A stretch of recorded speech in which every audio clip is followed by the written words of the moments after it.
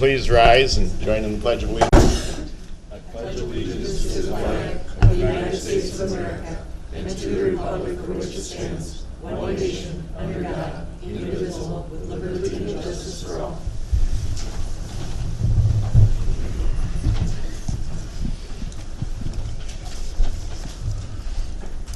The agenda.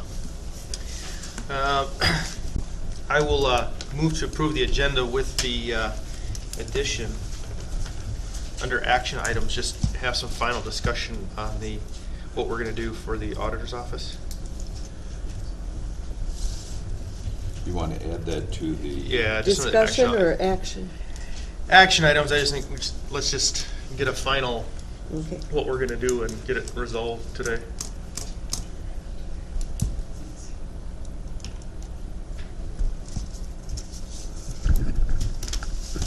And you saw I added the abatement. Yes. Oh, yeah. That came in last minute. With that change, is there a motion to approve the agenda? Well, I had the motion, but a second. Oh, okay. Is there a second? Second. All in favor? Right. Opposed? Okay. We have minutes from the previous meeting. I'll make a motion to approve the minutes. Second. Any questions, discussion? All in favor? Aye. Opposed? Minutes. Public comment, anyone?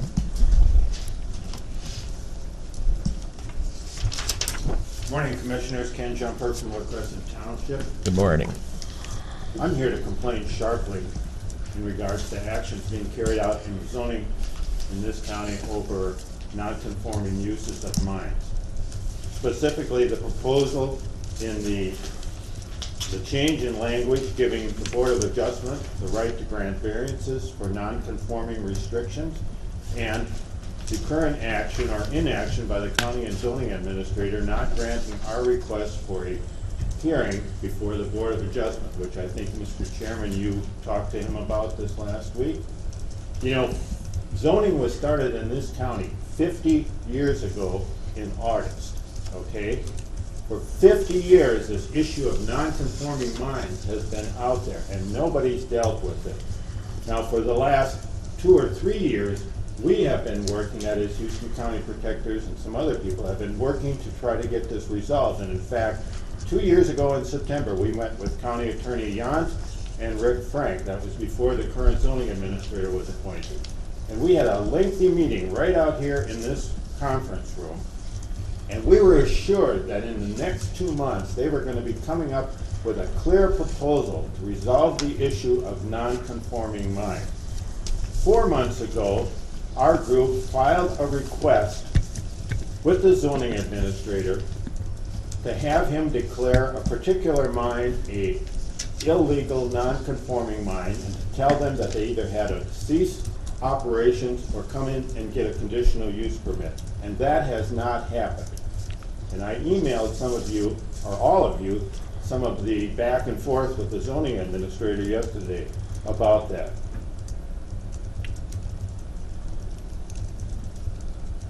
The point of the whole idea of something being declared a non-conforming use is that eventually, over time, that non-conforming use is brought under regulation. Yet this proposal in the amendment to the zoning ordinance that you're going to be considering next month does just the opposite. It continues the whole idea of a non-conforming use. Again, the whole point, when you declare things to be non-conforming, you want to eventually get that off the book. You want to eventually bring everything into conformity with the zoning ordinance. Yet in this county, it's going just the opposite. I wish somebody could explain to me why mines in this county enjoy this sacred place that everybody thinks they don't have to be regulated at some point in time. Look, I milked cows for 37 years. If you want to ship grade A milk, you got to get a grade A milk permit. If you're an electrician, you have to get licensed. If you're a plumber, you have to get licensed. We have 2 department heads in this county who have to be bonded. Everybody has to be regulated in our society today, except the mines in Houston County, which apparently some people think this non-conforming status can just go on forever and ever. I don't understand that. I wish that the five of you could explain to me why it's so difficult to tell these mines to come in and get a conditional use permit so they can be regulated and controlled like every other land use activity in this county. I'm really angry, Commissioner. This has gone on and on. I blame the county attorney and the new zoning administrator. We've tried to work with them, explain this to them, and we're just not getting any place. Thank you. Mm-hmm. Thank you. Olivia. Good morning. Good morning. Well, I'm here for two things, actually. So first one I'm going to start off with is the emergency operations plan. I did include it with Shar for you guys to read. It is a little lengthy, but it is actually about 100 pages less than it was before I started this position, so I'm a little proud of that. It's getting to be a point where, you know, it's a bit easier to read. So the emergency operations plan is kind of the biggest part of my position according to the state and FEMA. It's the plan that says what we're going to do if there's a disaster. And it's kind of guided by regulations and laws from the state that say what we need to have and what we need to identify. And that is called the MNWAC, and there are 72 or 71 items in that MNWAC that we need to go through and make sure are included in the emergency operations plan. So that's what I've been doing for the last couple of months. I did include a little bit of an overview in the agenda as well. And that overview just kind of talks about what it does. The plan was actually supposed to be approved by October 1st, but I did get an extension because I started a little bit later in the year and had a few things to do. So I got it until November 1st, so here I am today. I have been working the last couple of months with department heads who kind of fuel different parts of different annexes of the plan. Like Public Health and Human Services, both directors are here supporting me today. We've worked together and made sure that everything reflects what we can do as a county and point out where we need resources. In this overview, I also talked about what the board is recognized as doing during an emergency, so you kind of know what you need to do, which chances are, if we've done a couple emergencies in the past, we already know what we're doing. But the three main ones are that during the event of a disaster, it's responsibility of the chair of the board to declare a state of emergency, which we did do back in July, and then follow through with a preliminary damage assessment as well, if necessary, if we meet that threshold for funds. The second thing is that the... Oh, yeah. Pause. Yeah. Since that would be me at this point, I don't just look out my window and make the decision. How is that communicated, or who's my team to decide this? Well, usually it depends on the type of disaster. For instance, in July, it was overland flooding due to rain, and the highway engineer was informing me of what he was going out and finding. And in that case, I thought, let's declare an emergency. I got preliminary numbers from the MI Energy and then the highway department that showed that we were above the state threshold to receive assistance. And in that case, that is, I thought I went to you then, and that's why I went to you for that state of emergency. Okay. You didn't go to me. Last year? Oh, no, this year, in July, you declared a state of emergency. I did. Yes. Very well. See, what happened was, that was a unique situation. They said they'd never happened in the region before, that the preliminary numbers were above our state threshold to receive state disaster assistance. But then, later on, the MI Energy got back to me, and their more accurate numbers were way below that. So we actually dropped out in the end. That's what happened. Okay. They said that had never happened before, but it could happen because estimations are not always accurate. All right. So yes, Okay. that did Go on. happen in All July, right. and that's why that didn't Thank ever you. follow through. So the second thing is that the County Board of Commissioners is in charge of approving requests for procurement of resources through the EOC. All this means is that if there were a disaster, let's say a flood, and we needed to get outside help for personnel, maybe clearing debris or resources like extra equipment that we might need, that would be the board's decision to decide where we want to spend our money and how it would be reimbursed. This can be delegated to the logistics branch director in the EOC, whose job is to handle resources.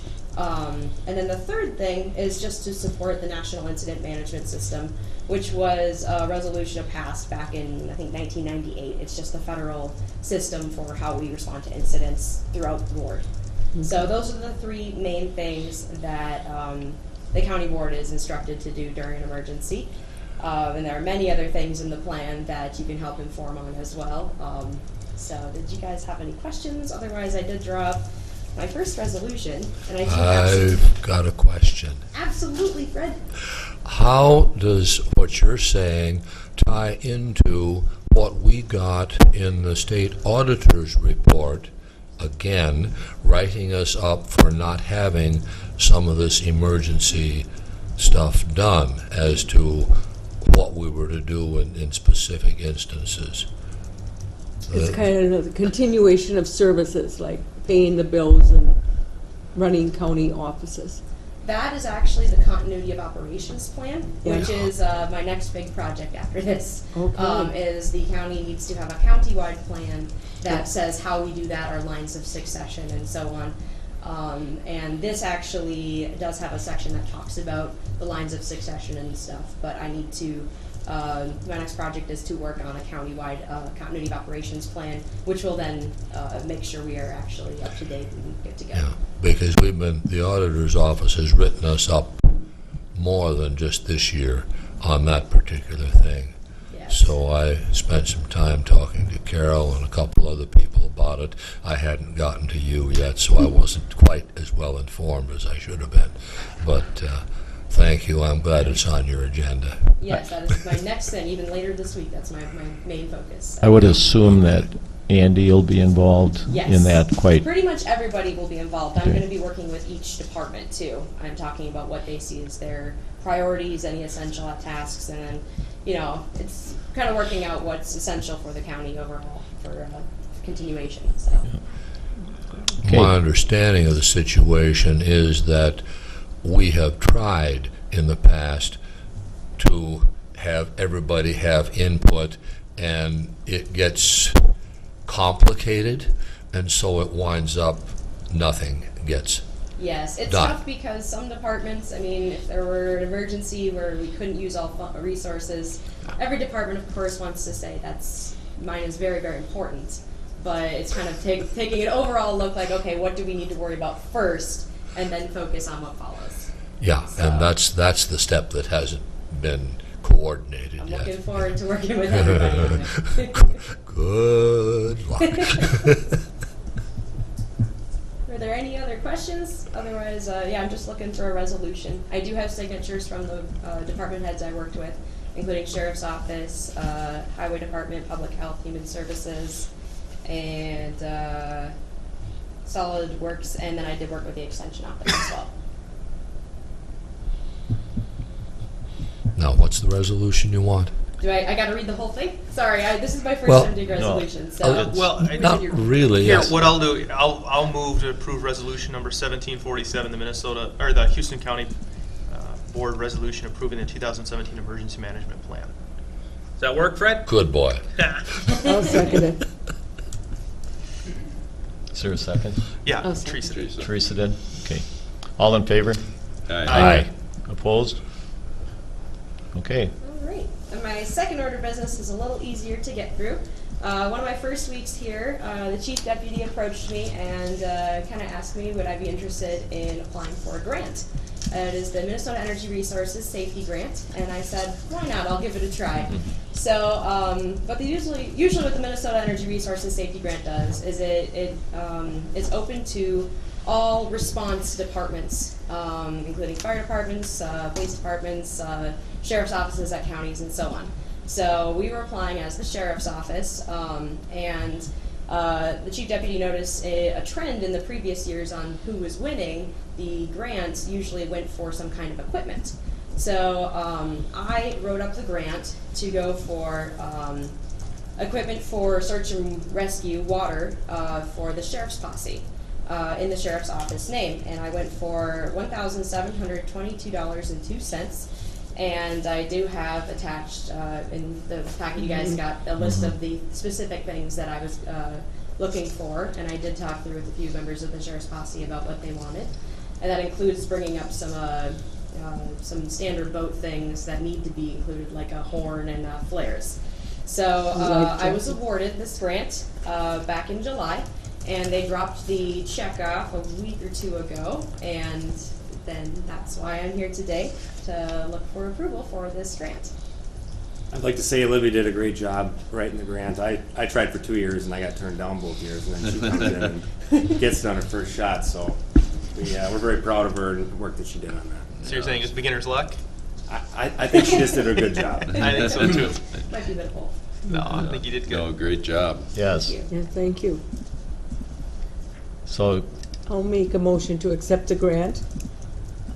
Second. any questions? All in favor? Aye. Opposed? Approved. All right, thank you Awesome. very much. Thank you. Yes, thank both of you.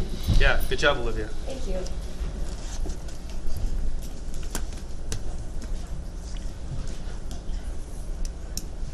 I don't see Rick. Yep. Oh, I do too see Rick. Yeah. As long as you don't see two. Yeah. Good morning. Morning. Last week we had the bid lettings, we opened the bid lettings for the recyclables that are collected at the drop sites. And there were some questions on it, and I spent a little time breaking those apart so that we better understand what the bids meant. And what we did was I used all the recyclables, both rigids and the paper or fiber material for 2016 and broke it down on as if. And as you can see, breaking it down, what each bid letting was, and at this point, going through the four quotes that we had. Harder's was, in my opinion, was the successful, had the successful quote that we could use. We are presently using them the last 3 years, and I guess we have no problems with extending that another 3 years for what we called for in the bid letting. Like I said, I spent a little time with each of the bids and broke them down for each quote. And I know Hilltoppers and, like I said, Harder's are probably pretty close, but the difference being in the rebate that's being given back.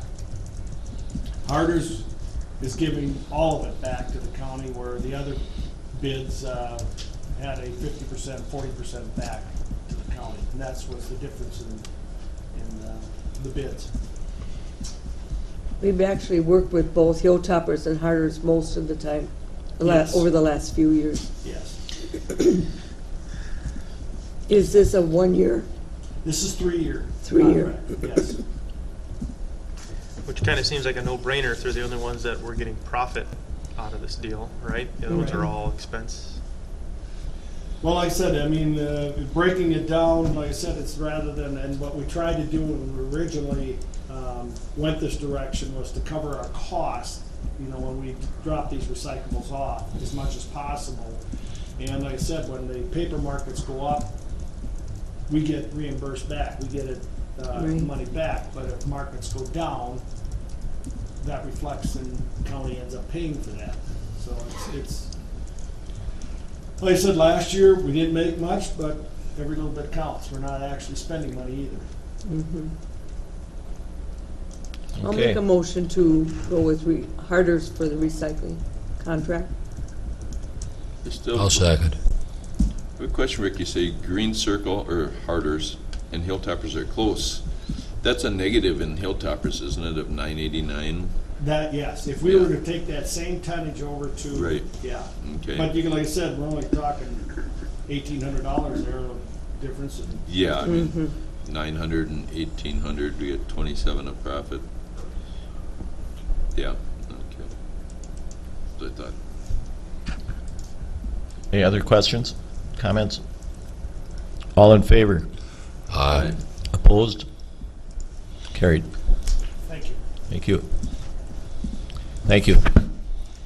And then I'll go ahead and we'll draft that contract up and I'll have to bring it back. great.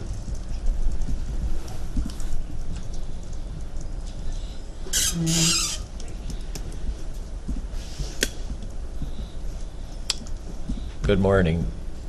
Good morning. Yep. Morning, Commissioners. Good morning, Tess. This morning, we have the end of a trial period, probationary period for a department head, and pursuant to Minnesota Statute 13.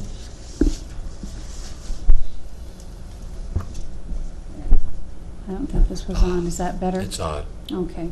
Pursuant to Minnesota Statute 13D05, Subdivision 3A, a public body may close a meeting to evaluate the performance of an individual as the subject of its authority. Typically, we do the performance reviews in closed session unless they're opened up by the employee that is the subject of the meeting. And we must open the meeting at the request of the individual as the subject of the meeting. The subject of this meeting is John Puglisa, the Human Service Director, who's been with us almost a year now.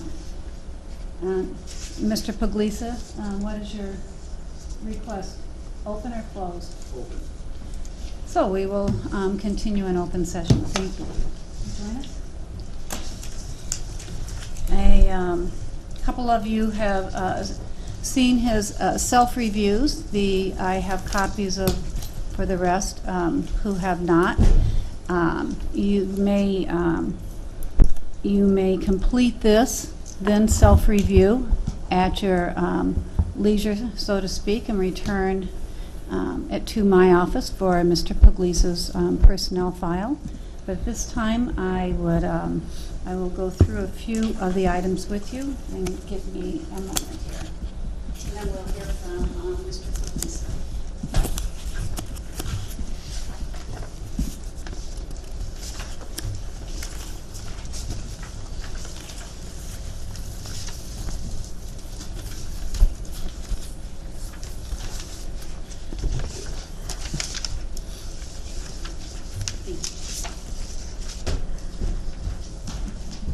What I just handed out is Mr. Puglisa's self-evaluation. Just as by way of overview, it addresses team culture, decision-making, department planning, continuous improvement efforts, community, and motivation of himself as well as his staff. There is 3 narrative questions that are on there that Mr. Puglisa responded to. List your accomplishments the past year. What was one of the most energizing, satisfying, or fulfilling assignments you worked and why? List any projects or tasks that you may wish you had done better or put more effort in this past year. Identify barriers to success. This shouldn't be looked at as a negative, but as a part of our process of continuous improvement and going forward. And list any concerns, questions, or comments that you would like to discuss along with options for addressing these concerns. At this time, I would like to turn the floor over to Mr. Puglisa. Good morning. Morning, John. I guess I'm not real familiar with how you customarily do this. I'm not sure if you'd like me to go through this, my comments, if you have questions. What would you like What's today? the board's? You know, we used to do department head reviews in December or something with each department with the same type of form that you made out, Tess. And I don't think we've ever done one at a board meeting This is, we should be doing for each. probationary reviews of our probationary staff to make a determination to go to regular status.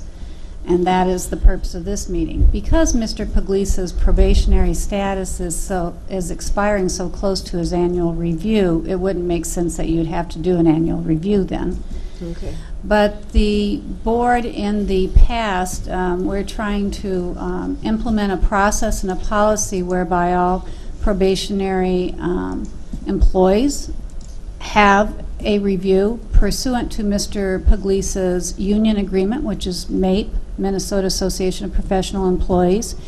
He should be having a review to, and I guess the redundancy here is the department heads, including the director for Human Services, sorry about that, John, has gone through and really kept the board, is my understanding, apprised both at the committee level as well as at the board level of the progress that he has made within the department and those efforts that they have ongoing. So my assumption is the board is well aware of and has been had feedback back and forth throughout this year of all that's going on in.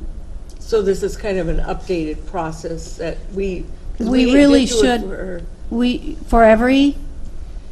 We didn't do it like for public health, Mary.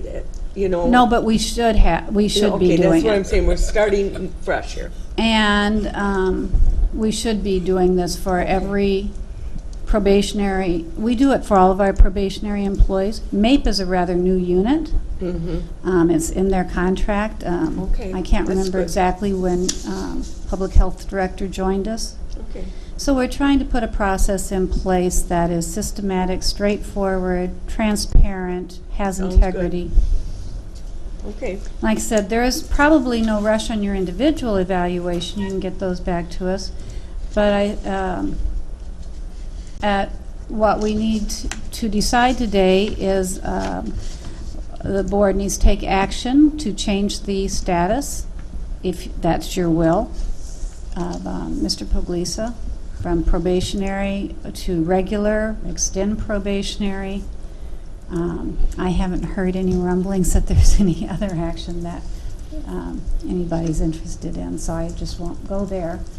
But and then Mr. Puglisa is here to stand on his record and to answer any questions that you may have. I will move to change the status of John Puglisa from probationary to regular status. I'll second. Questions? Discussion? No, just for the record, though, outstanding job. It's been a pleasure having you. Yes, John, I think you do a great job. Thank you. I've been impressed, I guess, and pleased with communication. I'm not a big fan of adding staff necessarily, but when it's been rationalized and budgeted in a very pleasing manner, it makes it a little bit easier to approve. And I think John's been very conscientious in that regard. So I have no. Well, I would have a question. Fred and I talked about it just briefly. Northwoods, are we? Northwoods is actually on site today. When I'm done here, I'm going to that. So we're kicking off that process starting today, actually. Okay. You still enthusiastic about? Very. Okay. All right. I'll be, updating the board as we have progress on that. We got the contracts all signed and sealed, and then they needed to kind of pull together their team and get them travel here and kind of their schedules and such. So we're just getting started in earnest today. And once we kind of get a little bit behind us, I'll apprise the board of what our progress is. It's an exciting project. John, in going through your self-evaluation, I think it was yesterday, I spent a little over an hour with it, which isn't much compared with the amount of material that was there. But the only question I had, Jack has already alluded to, but in going through it, I noticed one thing, and I wrote it down, and then the last paragraph that you wrote addressed that very thing. And that simply was and you've been an awfully busy man, and you've accomplished a tremendous amount, and I really do appreciate it. And the thing that I noticed was what you noted at the end, a little bit of community involvement.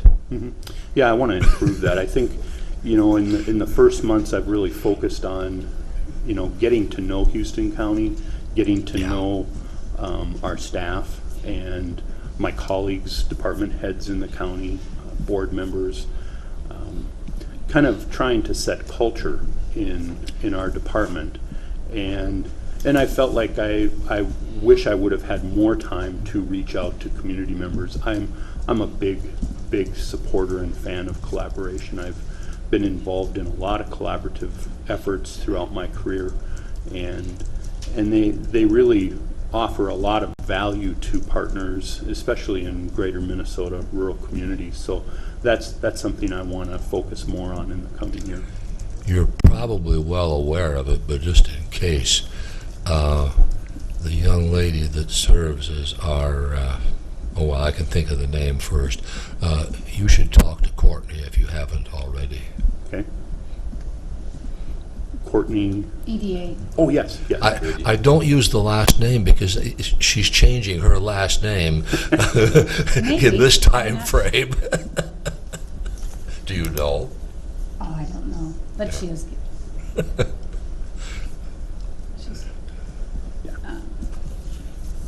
I have not spent time with her yet, so I will. Yeah. She's very valuable in that regard, helping us a lot. Yes. I know on the project we have going on in the review study. Extremely valuable. Yeah, I also think that I've long felt that there's a real crosswalk between economic development and how we provide a healthy and stable community. And so I will reach out to her. Yeah. Thank you, John. Anything else? All in favor? Aye. Aye. Opposed? Okay, probation's over. All right. One last thing I guess I'd say is I really appreciate the opportunity you've given me here in Houston County. I've enjoyed getting to know folks. You all have been very welcoming. The staff I'm privileged to work with, the leaders I'm privileged to work with. I'm grateful to be here. Really enjoy being here and the work that we're doing together. Thank you. So Tess, do you want us to fill out our evaluations and turn them into you then? Please do, and congratulations. Thank you. Kind of a week time roughly, Jess? You said it's not a real big hurry. At your convenience, but I wouldn't want it to go take too long and Great. tend to fall off the We table. could actually probably bring them to the next meeting and Bring them to the next meeting, drop them off at my office. You have electronic copies, does anyone prefer a paper copy? Sure. Yeah, I do. yeah, I'll take a paper copy also, Tess. I'm sorry. I didn't realize I had I that. suppose what I should do is figure out how to run the thing. Okay. The electronic I don't copy. think you do. That's what I should do. I'm a paper person. Thank you, Commissioners. That's all I have today. Thank you. Thank you. I had mine filled out by the time I was done reading this, so Okay, so you turned it in. I didn't turn it in because I had notes on the back of it. Tess, Tess? could I please have a written copy? I had one yesterday, I know, and I made notes on the back of it, and I suspect you don't want those, so. These extras, so if you want to use them as a working copy and pass them around. Yeah, that's okay. Thank you. You need another one or not? I never know.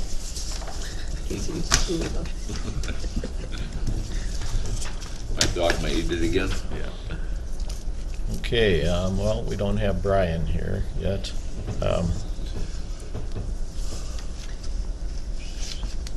Now that Department of Aeronautics thing, that's the whole board we were talking about doing, right? Mm-hmm. Yeah. You mean the 11 to 2? Yeah. They don't think it's going to take that long, but they have to do a presentation, I guess, is Oh, what we that's heard what the in big thing is. finance this morning, and Okay. Are we going to do that here? right here, Yeah. there, That's why it's, part of the okay. agenda. Well, why don't we move on to approve claims, human service and license center disbursements? I'll make a motion to approve the claims.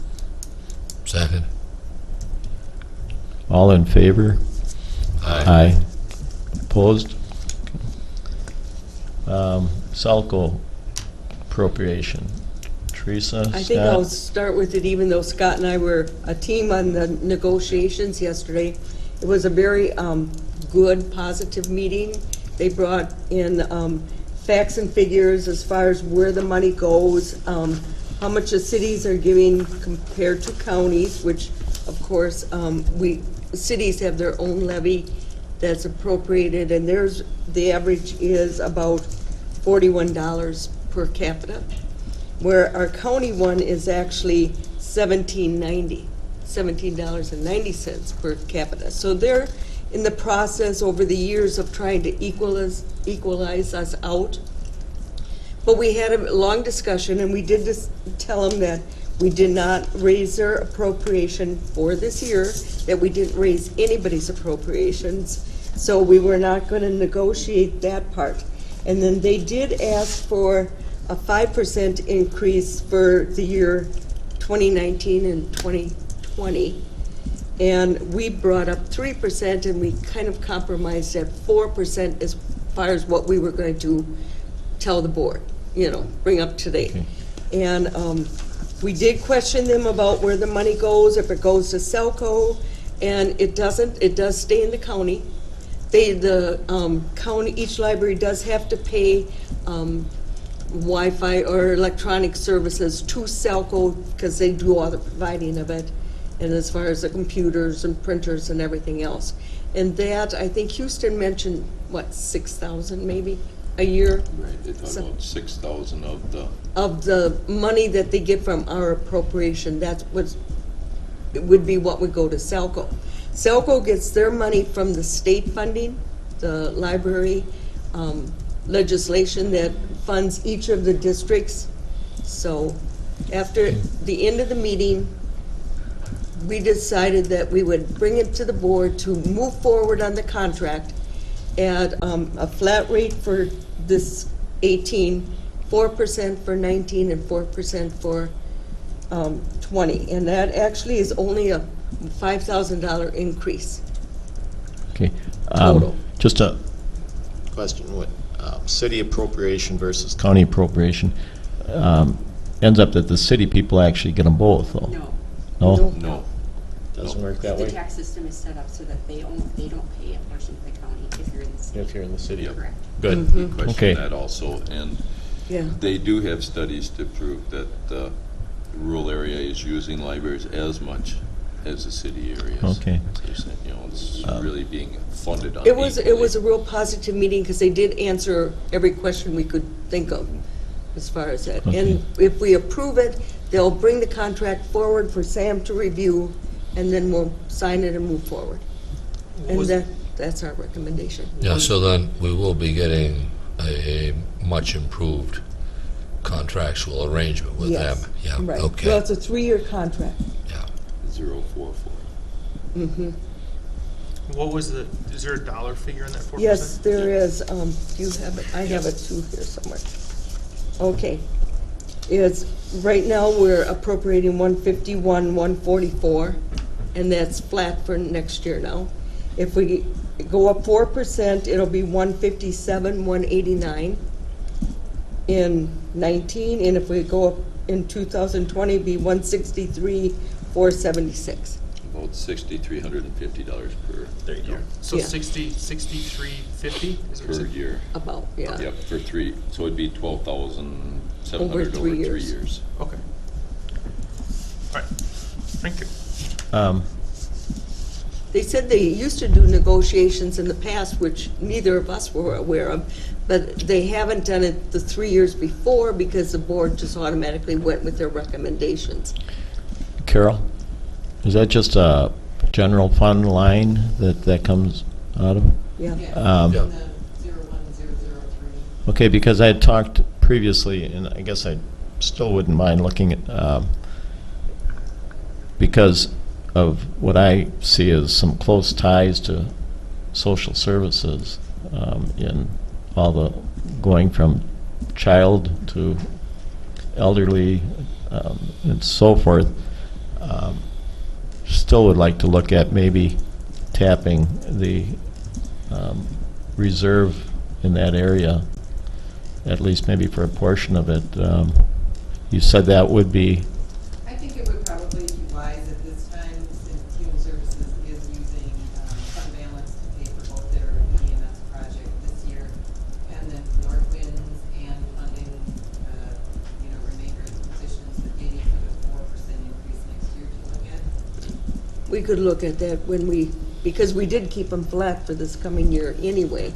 okay, all right, very good. It's the 0%, and it's what the county typically paid. When it increases, that might be the time to look at it, especially after seeing what the fund balance of Is at that, Human Services is at. at that time? Yeah. I'm going to add one other note. We did talk to them about their presentation that they gave us, which they did a wonderful job, as Yeah, you know. they did. But we told them that we would be more interested in where our money is going and what their needs are and like what their expenses are to help decide whether we want to fund them. So they are going to put a little different twist on their presentations so that we can ask questions about where the money goes. Okay, good. I spent a fair amount of time online trying to find some of those financial things that I was curious about. And the one thing that I noticed particularly, all that I could find was pie chart, basically. I got some more information later. But the pie chart was showing that their funding from the state is about 89 or 90 or 91% of their total budget. Other stuff, we're in other stuff somewhere. Okay. As far as, so their budget, their total budget for the year is general vicinity of $3 million. Because it's 11 counties. It's an 11 county project. And that goes So- to the, Yeah. from the state to But that. the state funds considerably over $2.5 million of that three. I don't have the chart here. Right. Yeah, it's very, the state's contribution is extremely significant. Ours doesn't amount to that much. I But think- our money, the money that we put in, and this is what I learned, the money that we put in, almost all of it stays here. Exactly, that's what we found out too. So Good. it's 0.044? Yes. 0 for 18? 0 for Yes. 18. Okay, gotcha.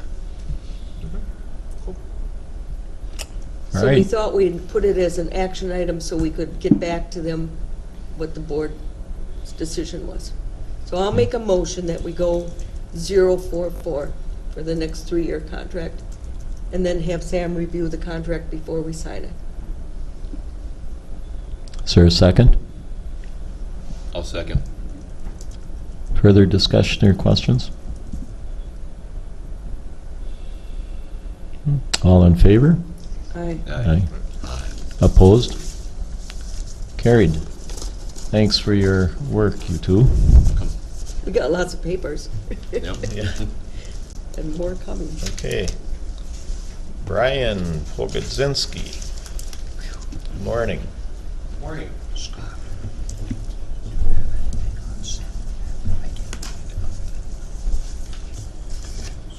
Every year around October, come in for an updated prioritization for our bridge replacement schedule. So this is our updated 5-year bridge prioritization list for 2018 through 2022 construction years.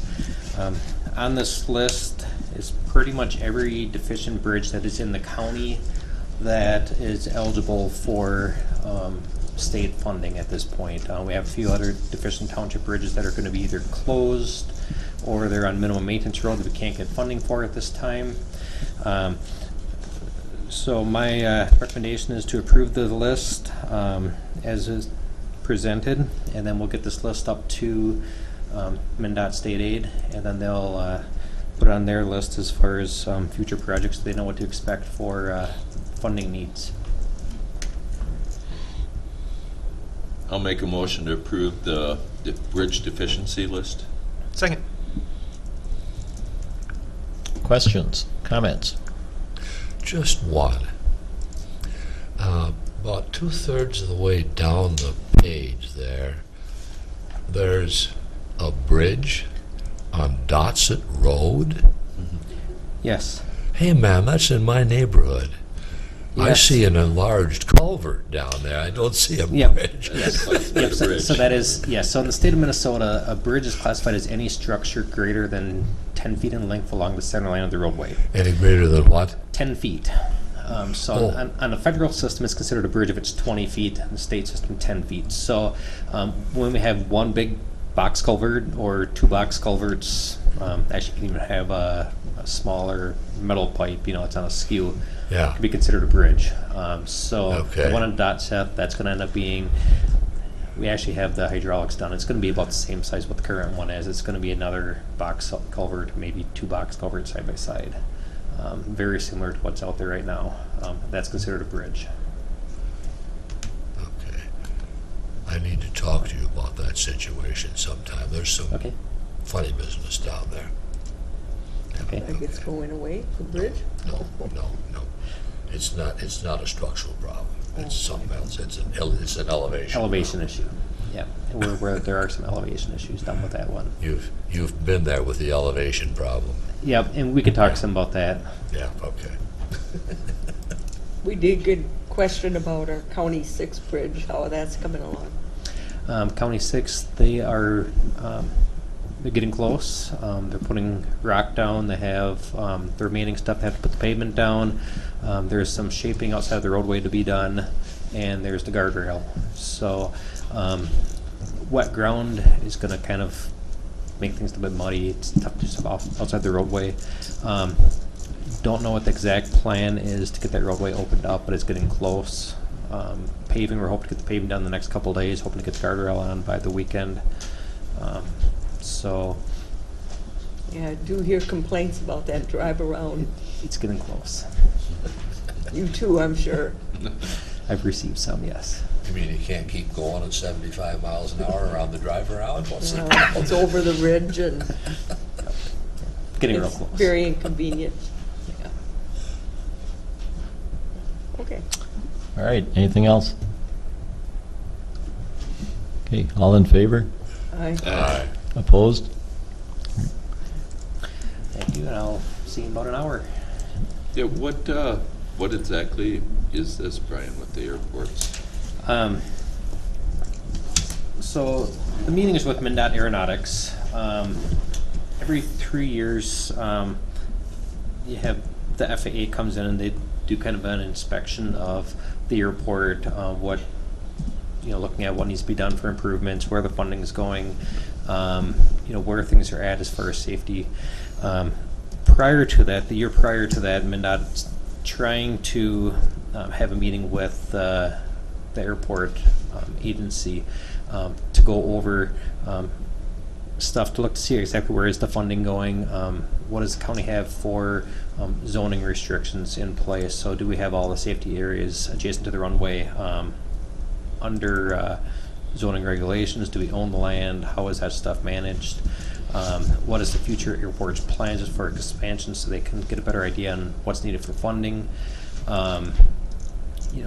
Is our airport declining in number of planes, or is it increasing? Do we plan on building hangars? What is the long-term growth and plans and Have needs? you already gone through those things with them, or is this? Some of the stuff we have talked about in the past. In the past, meaning several years ago. Okay. Nothing's been recent, so that's why they figured this is a good time to go through. And this is kind of a new meeting that they're setting up that they haven't done in the past, at least not with the full board. But they have a lot of questions, and they wanted to have city council members, county commissioners, whatever the entity is, have the public officials present to be aware and to think about what is the future needs. Do you have most of the answers to these questions? Because I can guarantee you that I don't. Yeah, so a lot of the answers on different funding stuff, the aircraft. Yes, between Sheila and myself in my office, we've had that stuff. There's some different stuff on the future vision of the airport. That's where the board comes into play pretty significantly. I don't know what that answer is. So, but most of the other stuff that's highlighted, yes, we have those numbers and that stuff. So, Okay. See you back here.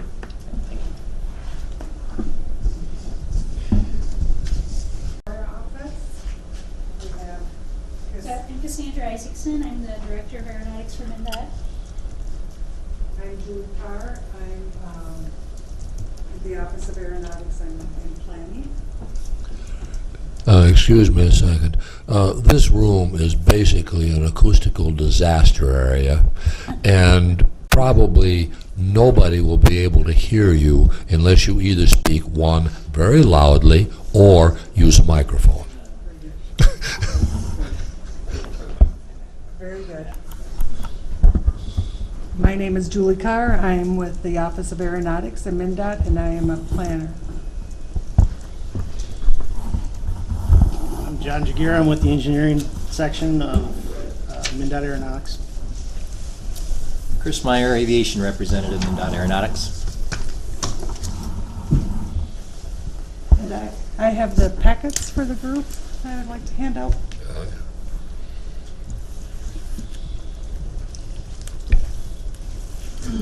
Thank you. Thank you.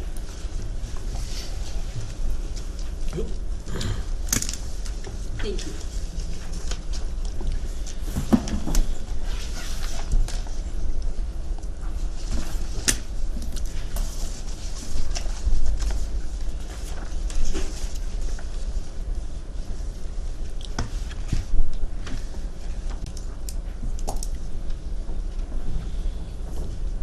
So we brought with us, as you can see, a whole pile of information, and we really intend this to be a conversation, not a lecture.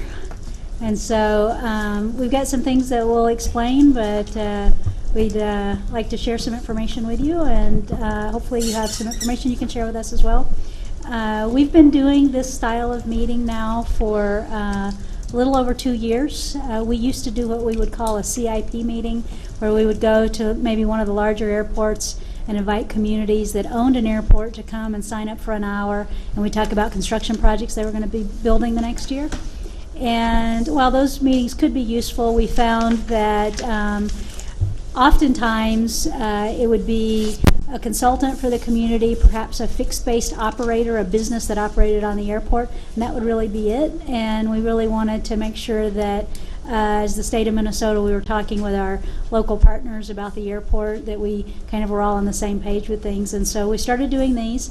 It's our intent to meet with every airport in the state once every 3 years. The way we've selected the cycle is aligned with the inspection cycle. So we try to meet with communities the year before their next inspection. So then if they have anything identified in the inspection, they still have time to make corrections and all that before their next inspection. And so that's been, we're probably 80% through with the state at this point, I think. And so we can just dive right in. You've got a whole pile of paperwork in front of you. And one of the things that we like to talk about right out of the gate is, how's your airport working for you? Too big, too small, just right? What do you think? You know, to be honest with you, I believe truly our airport is fine. We've had a lot of kickback from the flyers out there. Obviously, everybody wants to go bigger. I've been kind of been in the opposite side of that. You know, I don't foresee a larger airport at this time benefiting us for a few things. One, we don't have an actual FBO sitting out there where we can have courtesy cars or something. we're a few miles out of town. It's a hindrance to come flying in, and you don't have a courtesy car. Cool. Look at the land, get back in your plane, and go. I think those are some of the things that I think are holding back any sort of expansion. I know we've had some discussion with the Flyers. It's kind of been the field of dreams. If you build it, they will come. Mm-hmm. We've had everything from, well, if you extend the runway, if we move it and we get a GPS or ILS approach, we can get jets in here. The reality is not with La Crosse being so close. Do I believe there should be some improvements? Yes. Do I think we have some issues with obstructions? Would it be nice to get a GPS approach back in? Yes. Is that in the cards? We've got issues. We're paying for a big jail right now. We've got other budget issues. We've got department heads that need things. I don't think it's really on our front burner. However, I do believe that is a very nice airport. I'm glad we have it. We have a lot of people that I know fly in from the area, family, relatives, whatever, even just to stop in. It's kind of nice too, small planes. I know there's a lot of people that it gets a little bit tricky when you fly into, they don't want to fly into Class C airspace or something like that. It's a lot easier to come to Caledonia, or, you've got, obviously Rushford One or whatever. But it gives people an opportunity to fly into a smaller, less intimidating airport, if you will, with those that aren't comfortable with it. So I'm glad we have it. Personally, I don't feel we need to look at huge, expansions or anything, at least at this moment, until we see otherwise. Sure. That's my 2 cents, 5 cents probably by now. But anybody else? Well, of course, Justin lives down there by Houston. If you know where that is, it's 20 miles from here or so? To my door it's 17. 17 exactly, okay. From my door, I'm 4.5 miles, and I drive right past the airport on the way home. So I have a little bit more of a vested interest in it than he does. But I pretty much agree with what he was saying, that, hey, it's really a good thing to have. How much realistic improvement, expansion, etc. is needed there. We're awfully close to La Crosse if somebody needs a bigger airport. So there we are. It's wonderful. It's wonderful to have. I've used it.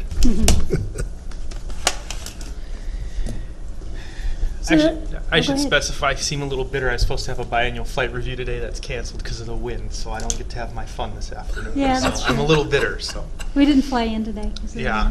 the wind.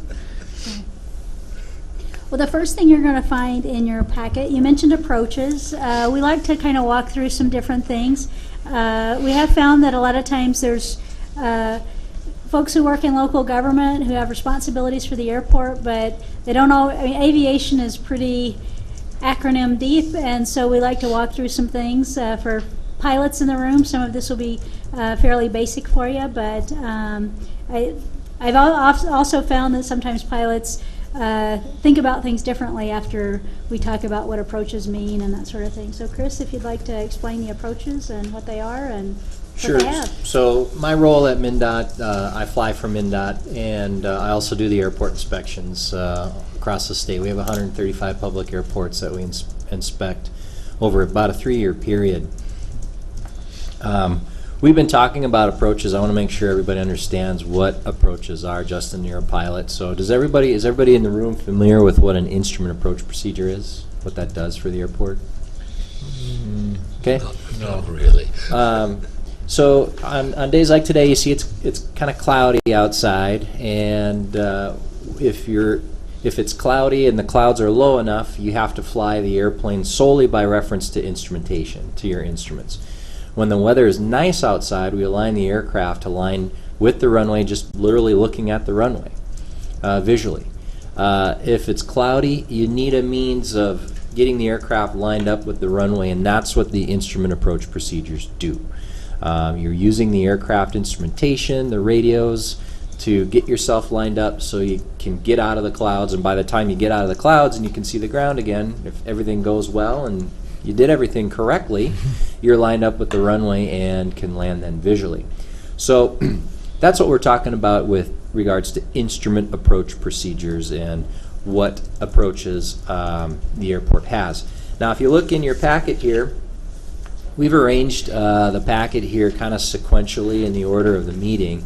And you'll see the very first page, an example of the instrument approach procedure that Houston County has. It's called, up on the upper right-hand corner of the page, it says VOR DME.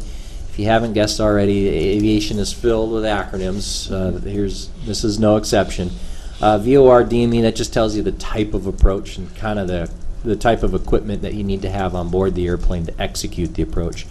And then it says GPS-A, so you need to have a GPS on board the airplane to use that as well. So you do have an instrument approach procedure that gets you into Houston County. The little -A behind GPS up there means that this is only what's called a circling approach. The approach doesn't line you specifically with the runway ends. You'll come down and then you got to circle, maneuver around to get yourself lined up with the runway. Your approach capability gets you down to about 641 feet above the ground. So basically you don't want to have clouds any lower than about 700 feet above the ground. If it is, the chances are pretty difficult to be able to get in. It sounds like maybe there's been some discussion. I feel like there may be opportunity at the discretion of the county to maybe introduce some approaches. I'm thinking you guys have probably talked about that in the past, maybe with Mead and Hunt here. What are your thoughts? Does this approach get a lot of utilization? I know, Justin, you commented there's some obstruction challenges, maybe utilization. What are your thoughts about maybe introducing approaches specific to the runway ends? Well, I guess, my thing is, we've had people talk, we've got, and I don't know, Brian, I know we cut some trees down or something, but I know there was obstructions coming in from the one end. There's the house, there's some trees. Yep. It was talked with our discussions with Mead and Hunt that we were going to lose, at least this was as of 5 years ago, we were going to lose the GPS approach coming in because of not having those obstructions cleared.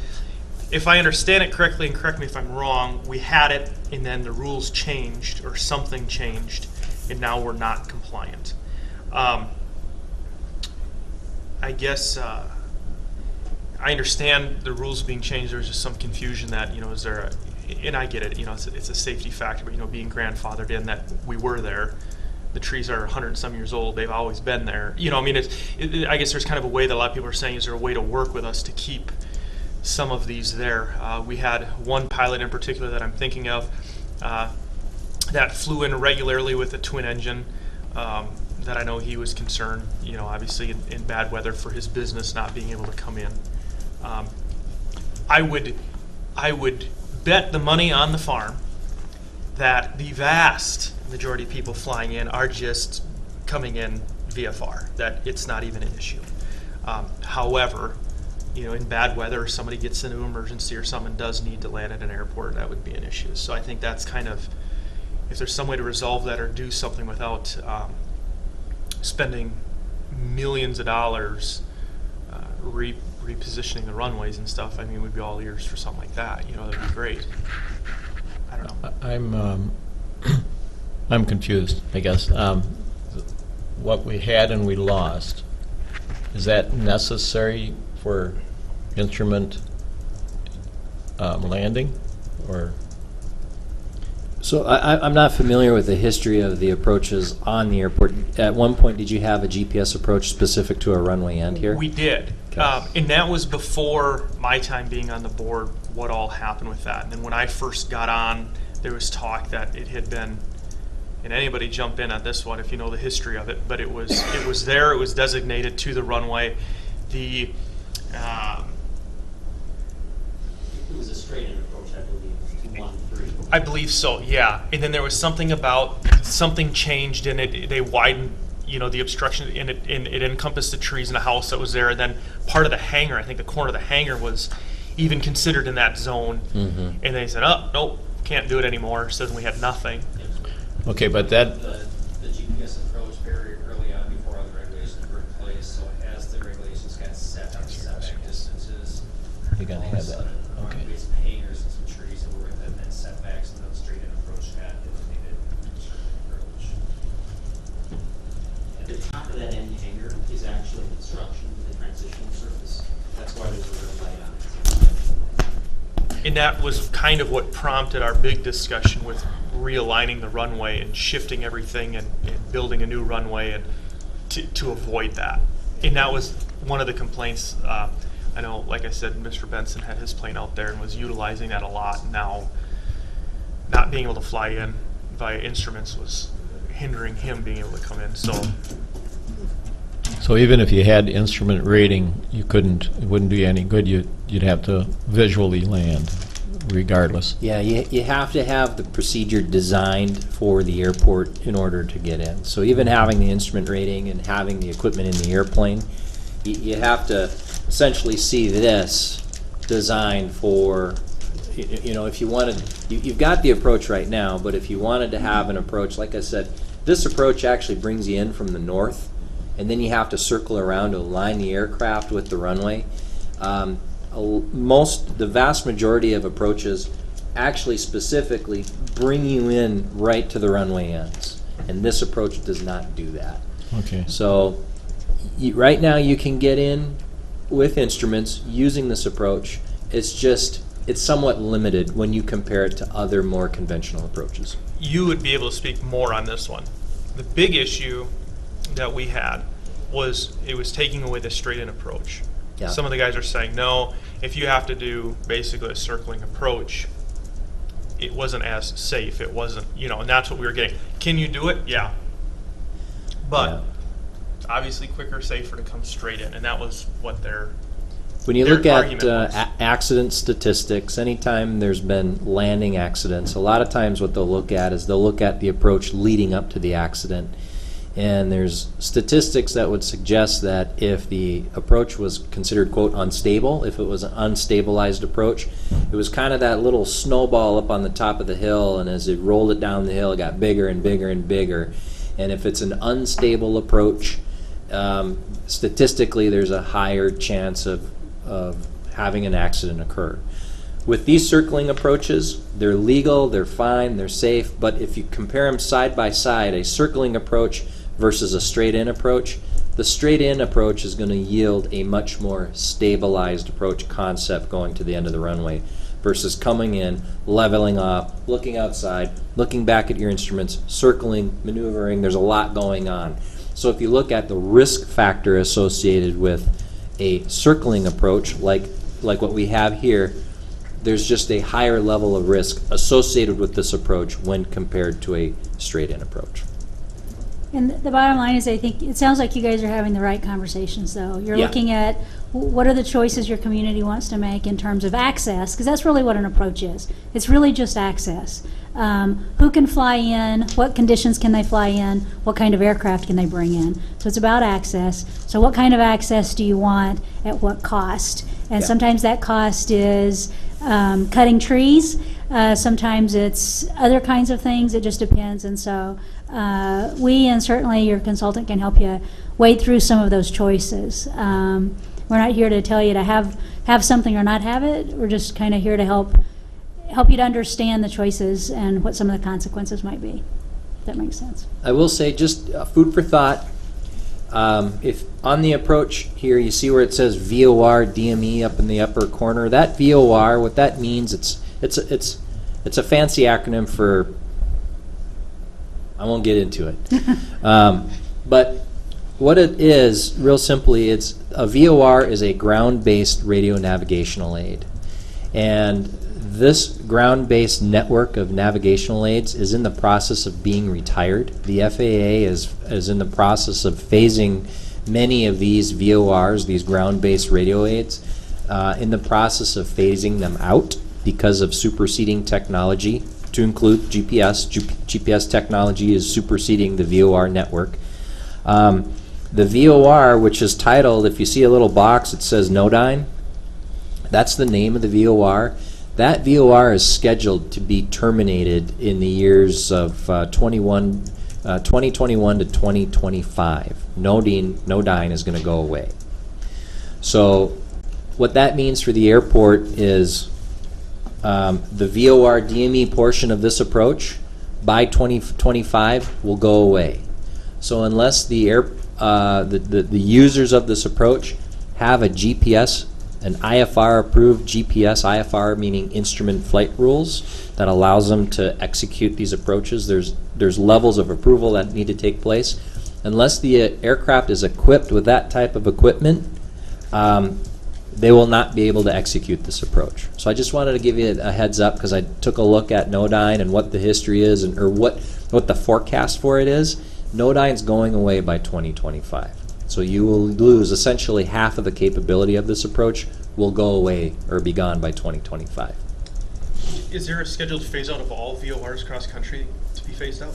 Not all, but a large portion of them. Really? Yeah, Yeah. they're going to go to what's called a minimum operating network. And essentially a lot of the smaller volume VORs will be going away. So what do they have? I know this is kind of getting off topic, but it does relate to the airport. If that be the case, if you're getting away from the VOR and you're going to go strictly GPS, there's no calls for redundancy for other... Well, it won't be strictly GPS. They're going to operate on what's called the minimum operating network. And they've taken an inventory of the VORs that have basically high service volumes. Okay. Those are going to stay in place. But a lot of the smaller ones, like Nodyne, for example, will be going away. So the idea is the minimum operating network will provide basically a minimal level of operating capability that is still doable should there be interruption to GPS services. So does that kind of force some of these smaller GA planes, like I'm thinking of like the guys that have older planes, like let's say a Super Cub or something like that, you have to basically put in a GPS or you're not going to be able to be bumping around a lot of the areas, or you're just going to have to be forced to go to certain routes where those higher... Well, if you're VORs flying are. IFR, yeah. But I mean, even non-IFR, if you're flying VOR, if we're going to navigate via VORs across country or something, You're going to be down to the minimum operating network or good old-fashioned pilotage and dead reckoning. Sure, okay. And one of the things that we're considering, the state of Minnesota actually owns VORs in the state. Not all, but we own some. And so we're contemplating, what does that mean? Should we retire? Should we talk to FAA about making trades? What does that look like? And as part of the state aviation system plan work, we'll be talking a lot about nav-aids and sort of what is the future in Minnesota. Minnesota's always made investments where FAA wouldn't. And what does that mean? There are areas of the state that there are some pilot communities that are very upset about VORs retiring. But then again, technology is moving along, and we have to modernize the system at some point, right? When having pilots know things like Morse code, I mean, the reality is that it's time to modernize a system where that's still part of an educational framework. Sure. And so, but certainly an issue, something for you guys to consider for the future of your airport. There are certain classes of pilots and classes of aircraft that are going to be looking for instrument approaches. They just are. And to choose your community, that's what they're going to look for as a place to locate their business, those kinds of things. So. When I saw Nodyne, do you remember driving by Nodyne on the interstate coming down? Sure. Yeah, and I'm thinking, well, that must be where you start your approach or something. So, wrong Nodyne. Yeah. All right. So yeah, I just want to throw that out. That's food for thought. Keep it in the back of your mind as you're going through making decisions about the airport. I think that Nodyne going away and being shut down is maybe food for thought for future discussions. The next section gets us into the 5010 inspection. We inspect the airports, aviation representatives. We will inspect the airport every 3 years. Starting on page 3, as you'll see numbered in the lower right-hand corner there, when we perform the inspection, we'll send out an inspection results package that will contain a letter that looks like what you see there on page 3 and 4. We'll provide also a aerial image, a GIS generated aerial image as shown on page 5. And then page 7, we include what's called the surveyed data evaluation report, which contains details about any obstructions that we would have collected when we perform the inspection. When we go out and do inspections, we're really kind of satisfying 3 main areas. Number 1, data collection. We collect data and we want to make sure we have the latest and greatest information on file to incorporate into not only the FAA's database, but also MnDOT's database. So then we can incorporate that new data, information, any changes pertaining to the airport in pilot publications that they use, whether it's MnDOT's airport directory or the FAA's what's a book called the Chart Supplement. So for example, if your fuel capability has changed, we want to make note of that. If you're not providing fuel, for example, anymore, we don't want pilots to come here expecting to buy fuel and then fuel's not available anymore. So data collection is number 1. Number 2, we license all of the public airports. So we want to make sure that the airport is maintaining the public airport licensure criteria as set forth by our rules and statutes. So we're looking at those items. And then when we're out, we're acting as contractors on behalf of the FAA for obstruction analysis, looking at obstruction around the runway and the approaches leading to your runway. So that's kind of what we do. Starting off, like I mentioned, we'll provide a letter that contains the results of our inspection. The airport was inspected September of 2015, so you will be on the list for 2018 inspections. We'll be back here again next summer. Just taking a look, it looks like there were some obstructions located in the primary surface for the runway. The primary surface, if you look on your aerial image, is kind of a shaded rectangle situated around the runway. It extends 200 feet off the runway ends, and then it's bound about 125 feet either side of the runway center line. And you'll see some kind of magenta colored triangles kind of right around the runway vicinity there. Those all represent obstructions in the primary surface. The FAA and MnDOT prescribes these imaginary surfaces around the runways and the approaches leading to the runways. And essentially, the rules and the regulations say you can't have any non-airport related obstructions in those areas. So oftentimes in southern Minnesota, we'll find that actually crops can be considered obstructions, and that's what the opening paragraph mentions, that there were crops approximately 110 feet from the runway center line, and our office maintains we should maintain at least 125-foot setback from those areas. Do you know if those setbacks have been adjusted and restaked so that we don't see any growth that close to the runway again? I'm pretty sure they were, right? If we received the last fall, then it's bridge, so we're planning for that. Okay, great. Looked like there was also some brush obstructing the primary surface. The brush will be indicated as items number 7 and 8. Sometimes, you'll get ditches along the runway where it might be a little wet and cattail growth. We see that a lot. How about that? Have you guys been able to? All right, very good. Sounds like there were some markings have showing signs of fading. Our office does provide paint services. We contract paint crews to come out and do painting on the runway and taxiway surfaces. Have you guys had a chance to get some painting done? Runway's all been resurfaced and Okay, very good. As you mentioned earlier, so we also, when we collect the data, we also will show points that we collected, but they may not be obstructions, and that's indicated by the green dots. If we're out collecting trees, and because we're only out to the airports once every 3 years, trees grow, so we collect and then we disseminate that data so you can kind of keep an eye on the tree growth and make sure it doesn't get up too high to penetrate your approaches. If you look at the trapezoids that go off of the ends of the runways, those are your approach surfaces. Your approach surfaces for the ends of your runways, the way we look at it is it's defined by a 20-to-1 slope. So for every 20 feet you go out 1 foot. 20 feet you go out, you go 1 foot. You draw that line.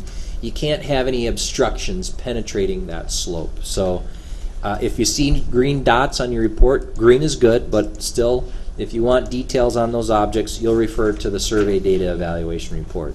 Looking at item 5, for example, I don't know why it's not tabulated in the report. Oh, okay, the other runway end. Okay, so there we had some crops again. Item 6, we had a tree. That one was pretty low. Item 10, crops again. So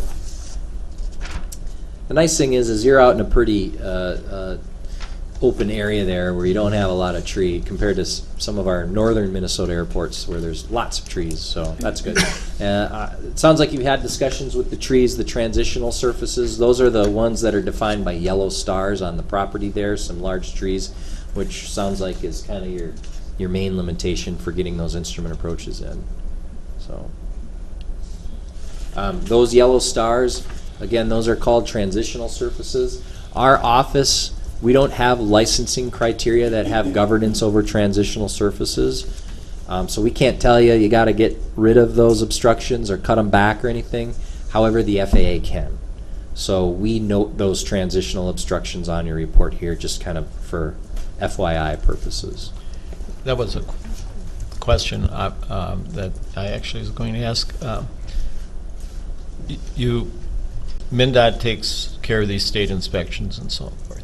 And you're obligated to pass that information on the FAA, or do they do their own separate from anything you've already done? Or Yes and no. So if you look on the bottom of on page 4, our list of enclosures, you'll see that the FAA Minneapolis Airports District Office gets a copy of this report.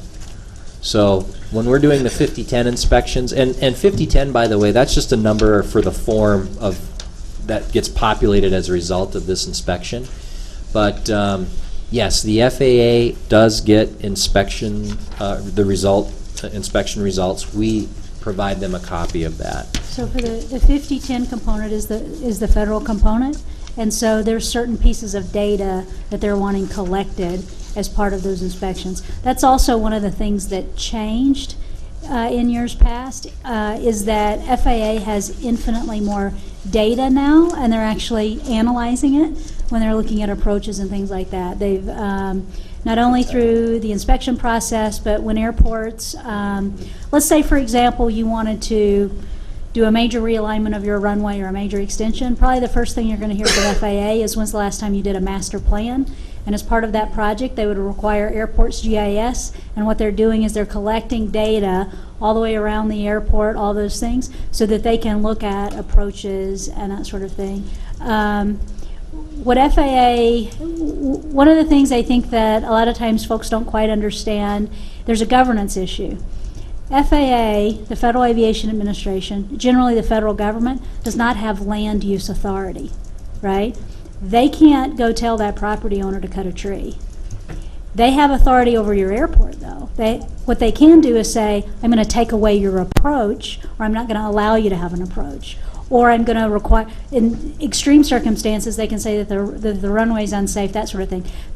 It's state and local government are the ones that have the land use authority for the areas that surround the airport for dealing with the obstruction. So what FAA does is they use their authority over the approaches, over your access to your airport, all that, to then, as part of the grant assurances and all that, tell the community, you have to manage these approaches in order to keep the airport at a certain level of performance.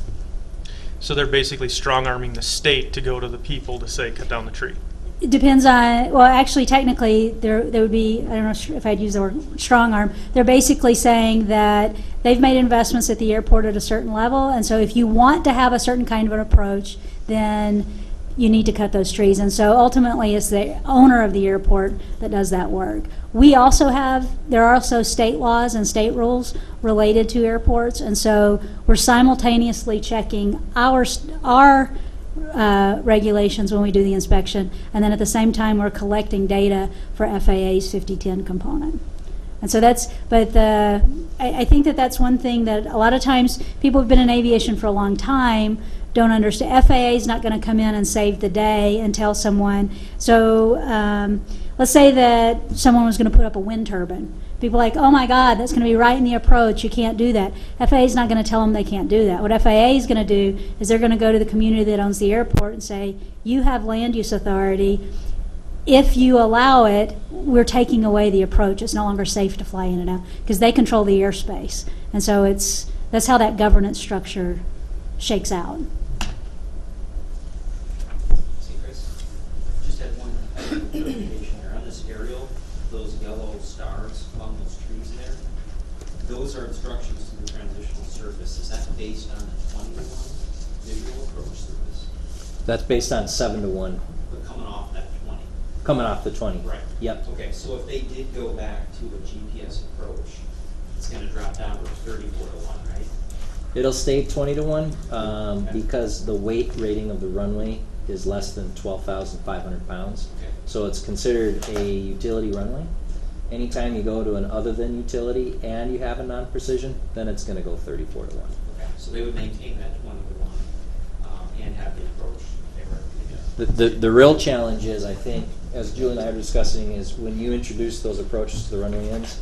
Right now, you're at a 250-foot wide primary surface, but if you introduce those approaches, it's going to widen that primary, and those trees, buildings. No, definitely. It sounds like you guys are having the right discussions, because at the end of the day, the airport is designed to a certain level of standards.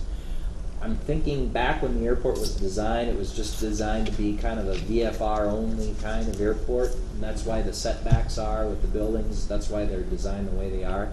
So definitely have those conversations. It would require some future research, but we've seen some instances where with the advent of GPS, the technology is great. It delivers all kinds of capability. And we've seen airports that are going for the gusto to deliver as much capability as possible, but what happens was it blows their primary surface out to being 1,000 feet wide, and now suddenly you got an AD building inside the primary surface, and the airport just wasn't designed for that level of capability. Let me ask you this question. We talk about increasing technology. So you go away from the VOR, we're going more towards GPS. Okay, with that, we're getting a lot more precision, okay? I understand that the human factor of error. I guess has the conversation taken place that, it sounds like, okay, well, if you do this, then, we got to have more of a safety area, therefore this gets wider, okay? But now you're taking a lot of the human factor out if you're running a GPS that's plus or minus 2 inches coming in on that versus instruments that a pilot can be misreading or not. You know what I mean? Why is it that if we're getting better technology to be more precise, do we still have to have this wider zone of error or for error coming in? I guess that's the question that I have is you'd think, if we're going GPS, cool. You don't need to worry about these trees because you're coming right on and the computer is taking you right where it needs to go versus, I'm 3 degrees, 4 degrees. I'm just saying, does that discussion come up at all? It's a valid discussion or a valid question. I think it's a very good question. All I can say is the way the regulations and the rules are written now, it doesn't specify GPS. It specifies non-precision. Gotcha. Yeah. Yep. Okay. And ultimately, and those are federal control, and there is no doubt FAA moves very slowly and methodically on those things. I think sometimes folks think that it's just because they're slow and methodical, but a piece of it too is that the public has a very low tolerance for aviation crashes, all those things, much more so really than other kinds of transportation modes. And so it's just this slow, methodical thing that they go through. One of the things that one of my counterparts at FAA points out is that after September 11th, it took FAA close to 10 years to work out the airspace issues around Washington, D.C. to protect that. That's after an event of that scale. And so, but the reality is, part of the national conversation that's going on around privatization of air traffic control and all that, a bit of that is driven by that modernization of the system, and why is it taking FAA so long to get there? Because it's not just the equipment, it's the aircraft, the training of pilots, all those kinds of things. And so yeah, no, those are actually good, very good. But it does, I mean, we present this information to you guys so that, well, one, it's the inspection, so we certainly want you to have that information. But knowing that the future is, and I don't see FAA changing on retiring of VORs. That is part of modernizing the system. And so change is coming your way whether you choose the change or not when it comes to your approaches. What else you got, Chris? Next we have on page 9 your inventory of based aircraft that are listed at the airport. Looks like you have about 13 airplanes based according to the based aircraft report. Houston County is part of the National Plan of Integrated Airport Systems, NIPIAS, which means that you guys are getting federal dollars. With that, there are certain level prerequisites to be eligible to be considered a quote NIPIAS airport, and one of those items is having a minimum or at least 10 based aircraft on the field. And so it looks like you guys are right around 13. So you're in excess of that threshold, which is good, but it's important that this list be maintained. Usually we ask at least minimally once a year that this list be updated. The last time it looks like the list was updated was about a year ago, October 2016. So you'd probably be good to maybe go through and take an inventory of the airport again. We've been doing that every year. Good. Send it over with pilots. You don't always get it back. Yeah. Sure. That's the part that we've been from last year. We know about these planes, and it's the same planes, same pilots. Year to year, we don't see a change. They have lease agreements on the land that are Yep. like a 3-year. Sure. Yep. 3-year lease agreements. Our lease agreements, are they 3 years? Or are they 5? They're 3 or 5. Sure. I think they're 5 and renewable will be 5. Send a letter out to these plane owners every year to see is your plane still here. If our lease agreement says notify us if there's a change, can we just go through and update what we know, and then as your leases get renewed, update? Because reconfirming that point, because reconfirming every year when there's no change. 5 years. Just gets. Yeah. Too much? You know, my answer to that is you guys know that it hasn't changed, but the outside user, us or the FAA, if the date is old, we don't know that that's changed. So if the date gets to be out, you know, a lot of times we'll see airports 2007, and we don't know that it's been updated. So I would, even though if things haven't changed, you can go in and update the counts at any time and make sure you're hitting confirm so that. And I did here Yeah. last week. Good. The other thing to know too is that if there are farmers in the area that have their own strips and they're coming in and using the airport on a regular basis, you could talk to them about basing. It doesn't mean that they have to physically have a hangar at the airport, but they could be on your based aircraft list. I Yeah. have one that's threatened to just house his plane at his farm so that it would come off of here. But he still would use the runway. Right. That's between you guys and him. Yeah. But the reality is, it's not uncommon though for farmers to have their own strips, but their use of the airport, they want to help the community be able to maintain it and sustain it and keep it part of national system. I mean, it can be challenging dealing with federal grant assurances, but 90-10 money is a pretty good deal. You know, when it comes to getting those federal grants. So. Yeah. You know, from the outside looking in, I think you guys are doing a great job maintaining the current. A lot of times I'll see base aircraft reports put out like 7 out there, so.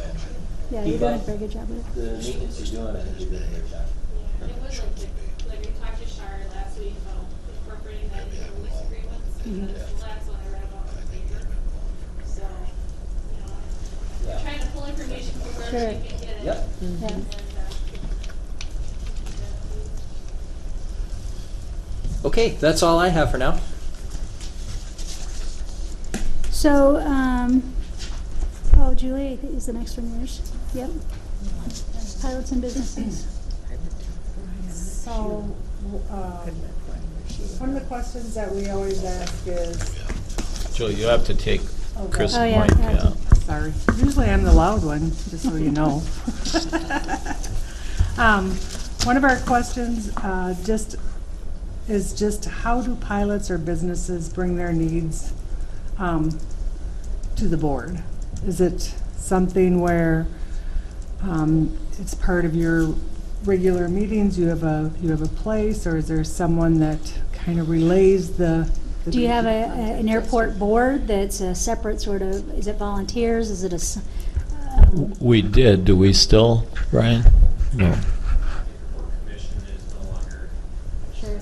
So Yeah. now I know that some businesses that have talked to me in the past, and a lot of them will come to that Sure. and approach us and ask questions about, can we do the things, what can we do as far as leave a vehicle out there so that when pilots fly in, they have a vehicle out to get their business. So most of them, I think, approach, call over and talk to Sheila or myself.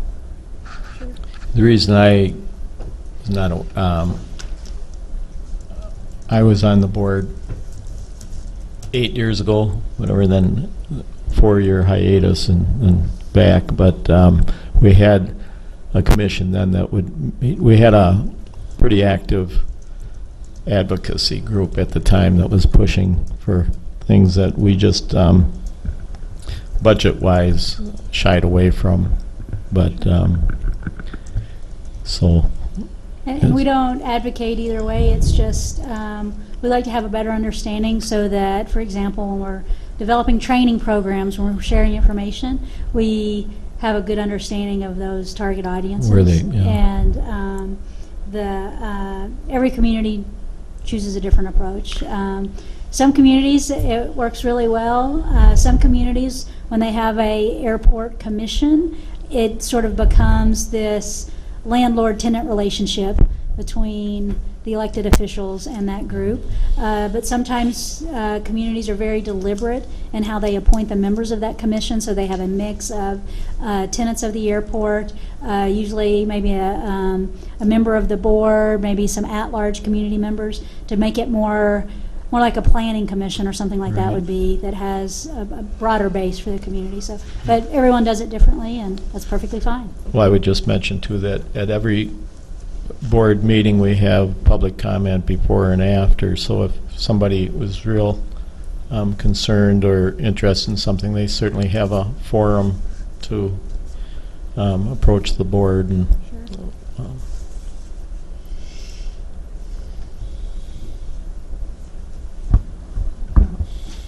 all right, the next topic is the airport master plan or airport layout plan. I don't know if you're familiar with an airport layout plan, but typically it is a set, it's the design for the vision of the airport.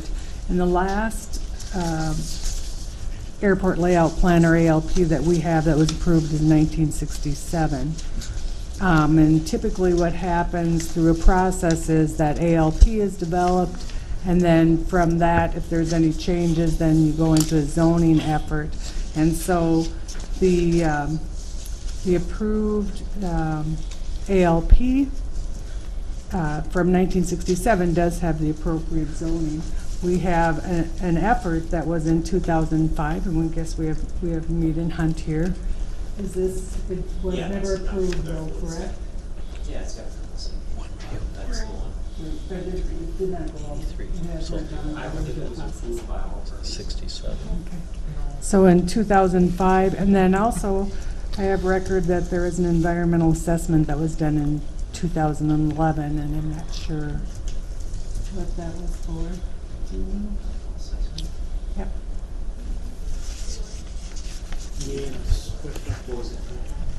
How long is your permit? Since 40-something. Oh, for maybe you hadn't gotten to the That point was, where you've done the option, the selection. Is that correct? That's where it all ended, probably the effort? Okay. But it does look like you guys are contemplating a master plan here in the near term. And that the conversations we were just having about approaches, things like that, that's really what you should be thinking about as you kind of go into that process. As how do you want your vision for your airport to align with your vision for your community, and then what are the consequences of that? Because it is very easy, as Chris was talking about, for communities to make a choice and not think through the consequences of that primary surface getting much wider, all those kinds of things. And so a well thought out process will get you there to the place that you want to be.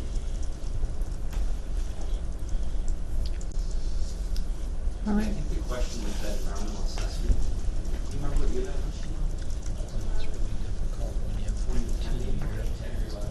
Yeah. I see that we closed it out in 2011. So. Yeah, it seemed there was a lot of local opposition to shifting that runway. Sure. And it seems that's kind of why the process stopped. Yeah. All right. So, John, you want to talk about CIP? Talk a little bit about. So, page 11. Page 11 is the current CIP is what we call it, but it's a capital improvement report. It's communication between the sponsor and ourselves of kind of what you guys have planned for the next couple of years. Big push we've been trying lately is to get that pushed out to 20 years, but have 0 to 5 be very accurate, and then 5 to 11 be kind of the maintenance stuff that you know is going to come up, and then kind of push those projects out so we have a 20-year plan, because right now some of the information that Senate and legislators have is they have a really good upswing for 10 years, and then it looks like nobody needs any money after that. So we're trying to get realistic ideas of what we're going to need for funding in the future. Some people have been kind of putting pie in the sky type projects in there that are never going to get done. They know they're never going to get done, but they're hoping someday they'll get done, so they throw it in the 20-year. So that's kind of, right now the one that you guys have is out to 2021, so maybe you can work with us or you can work with Matt and kind of get an idea of what projects you want to have in there. Some of the things like, you know, if you're going to do a master plan or you're contemplating that runway extension or move, you know you're going to need things that are going to come through, like master plan update, environmental assessment. Those are all things that if you are seriously thinking about doing that, they should be listed in the CIP. Because part of the deal too is it has to be on your CIP before FAA or MnDOT will even consider funding the project. I'm looking at 2018 and 157,500 under FAA. Is that a wish list or is that a solid? I mean, you have to apply and then they go through their. There's a pre-app time that comes up, and I'm not that. So December 15th each year is sort of the pre-application time period as you move into that, but it basically is a function of your entitlements, and I assume based on recent history you probably have sufficient entitlements. Yes, so we look at and so we use, so we're looking at our, every year we get that $150 per entitlement funds, we would transfer some of that To some other. Yeah. communities. Actually, just got a phone call here recently about, you know, do we need some of that to be back next year? Can they keep it another year? That was from Moorhead or something like that. Sure. So yeah, so that's kind of where that 150,000 is. Okay. Yeah.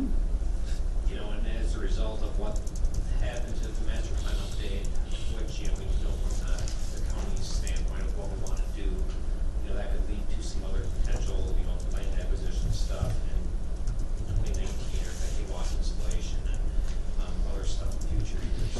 What is that land acquisition in 19, Brian? What portion is that for? We've kind of talked about, there's potential for hay loss, potential for hangers.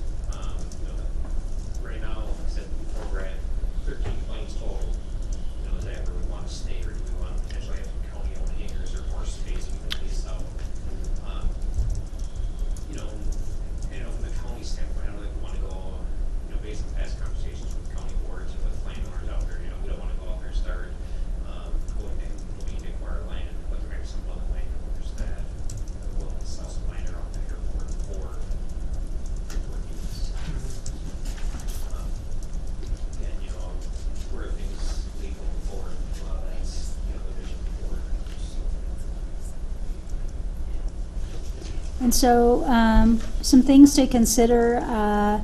We do snapshot the CIP certain times of year in order to feed FAA data, in order to feed our data as well. If there are things, so for example, if for some reason you decided not to move forward with a master plan, it seems like you guys are really ripe for a master plan. You'd want to keep showing that on the list, but all those kinds of things that are recurrent. So I see here you have crack sealing, pavement maintenance. Those are good things to add. There are certain kinds of equipment that FAA will sometimes participate in. Think about some of those issues. Coming out of a master plan, you might be contemplating needing to do some adjustments to your zoning. You could show that on this. We'll participate financially in those kinds of things. So be creative with it, but it's not, we don't view this, I think sometimes communities are like, oh my gosh, if we put this on the list, MnDOT or FIA is going to make us build it. That's not, we're really trying to find out what your needs are. The short-term component of it, that first 5 years, that's helping us in terms of driving our budget and those sorts of things. But we also understand that, you don't want to freak all the neighbors out either. If you have no intention of doing something, we don't want you to put it on there. That's just the reality too. So it's kind of a balance trying to find what that is. Cassandra mentioned airport zoning. One thing we was talking about as well is some of the off the approach that the runway, we don't have full control of that land. Sure, we'll talk about that. Just So talk about, yeah. holding the land instead of having Right. use of the neighbors on the land that we have easements over. Sure. Cassandra, how far out does MnDOT want to see the CIPs? We would love to see a 20-year list for everyone, because there's some things you just know are going to happen. Even buildings, you're going to have to do some work on them, from time to time. But asphalt, pavements, especially for highway corners of that own airports, that's usually pretty easy. You can think out, every 8 years or so, you're going to be doing something. When would your next can you maintain this pavement forever? Or are you going to need to do some major work to it at some point? And just kind of laying those out. It's really to help us as we kind of pool all of the data together for 135 airports to be able to put together what is the need. I will say that in recent years, when I see these lists, they are much less pie in the sky than they used to be. It used to be that everyone wanted, a 5,000-foot runway, a 7,000-foot runway, and all the bells and whistles. And I think communities are just way more realistic about what their needs are, especially when they understand the impact the airport could have on neighboring land uses. So, but certainly that strong 5 years is very important for us, especially with the legislature and being able to show where money's going to go. And I just wanted to point out too that if you're looking at that master plan update in the ALP, the ages and everything, the price is different now than what's reflected in the CIP. So there are other things that FAA wants to see as part of that effort.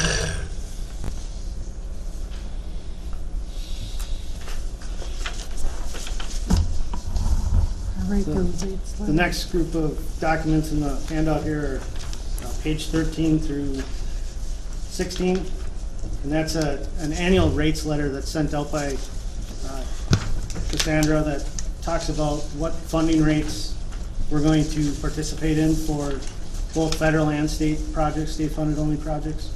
For you guys, because you're in the NIPIA system, on page 15, it would be the community over 5,000, so it'd be basically the fourth column over would be your funding rates.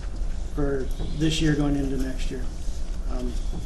Same thing with down below, it'd be the fourth column over for the federal projects. So you guys take that entitlement money and get a federal AIP, we would participate probably 5%. And there's a cap on that when you get kind of big projects, you get into the $4 million projects. So the rates pretty much stayed the same, except when it comes to equipment, construction, and Navigate systems. They've dropped a little bit. Instead of 75% reimbursement or participation on the state side, we've dropped that to 70. And part of that problem is we're doing a lot more federal match. So we're having to tell more and more airports no, because there's just not money around, because we're trying to leverage those federal dollars to bring them into the state instead of let them expire and go to other states in the discretionary fund. So we're trying to keep more of the money that's identified for Minnesota in Minnesota. On that front, you guys mentioned that you've been transferring entitlements, and I want to say that is a good thing to do. I know some communities are a little hesitant to do it, but the reality is that every year, all of the money that Congress appropriates for airports is going to get spent. So that $150,000, there's not some magic vault somewhere that FAA is putting that money. It's going to get spent on an airport, and by transferring your entitlements, you're making sure that it's getting spent on an airport in Minnesota instead of an airport in Texas or Nebraska or North Dakota or somewhere else. It keeps the money in the state, which is a very good thing. And it's creates some paperwork from FAA, but they're pretty good at paperwork, so I don't think it kills them. And but those entitlement transfers, it's the way the system works right now. We've been making recommendations to change that system, but it's the way it works for now. So let me ask you a quick question. You probably said this, and maybe I didn't catch it. So what is the under 5,000 and over 5,000? population base. Okay, but now here's my question. On the back of that sheet, I'm assuming you're banking the population because it's owned by the county and servicing Correct. the county, okay? How does that work then? Like, I see Fillmore County, you've got Rushford under 5,000, but Fillmore County over 5,000, yet they're both in Fillmore County. It's based on who owns the airport. Okay, so not since where the the city of airport Rushford is. owns it, it's Right. based on that? Right. Okay. Right, and part of that over-under that we started looking, so we have two things that we're looking at with these splits. One is, are you eligible for federal funds? So it means the airport and the community therefore has more resources. And then the same with that 5,000 split. Those communities under 5,000 get substantially, it's much harder for them to get state resources for much of anything they do, particularly with transportation infrastructure. So for instance, using that as an example, if that's true, then Rushford would be better off selling to the county and having the county take over to access more funds than staying in the under 5,000? Nope, actually, so under 5,000, they get a little bit better participation rate. Okay, so it's better to stay under 5,000. Sure. Okay. The place that for most communities is the best place to be is that they're part of the NIPIAS, because then you're looking at 90% federal funding for capital improvements. And then state and local government are finding the additional 10% somewhere together. But of the 135 public airports in the state, there's actually about 300 airports, but the ones that are part of the state system, 70% are part of the NIPIA. So 95-ish airports are part of that federal system, getting that 90% federal funds. And so part of the reason, for those 30% that get no federal money, when we're participating with them, we do it at a little bit higher rate. We've tried to look at this from the citizen community perspective, from the pilot perspective, from the user perspective of it's a smallish community. They're not getting those federal funds. They're going to struggle more to be able to make capital improvements to the infrastructure, so the state participates a bit more. So it's the choice we made. Okay, so hypothetically, would it benefit the airport as far as accessing the funds if it was owned by the city of Caledonia versus the county? I don't know enough about either community, the county or the city's finances. I will say that much like the townships where the county is helping them out, acting as fiscal agent, things like that, they tend to have a bit better road system because they have access to resources they otherwise wouldn't have. You have an engineer on staff.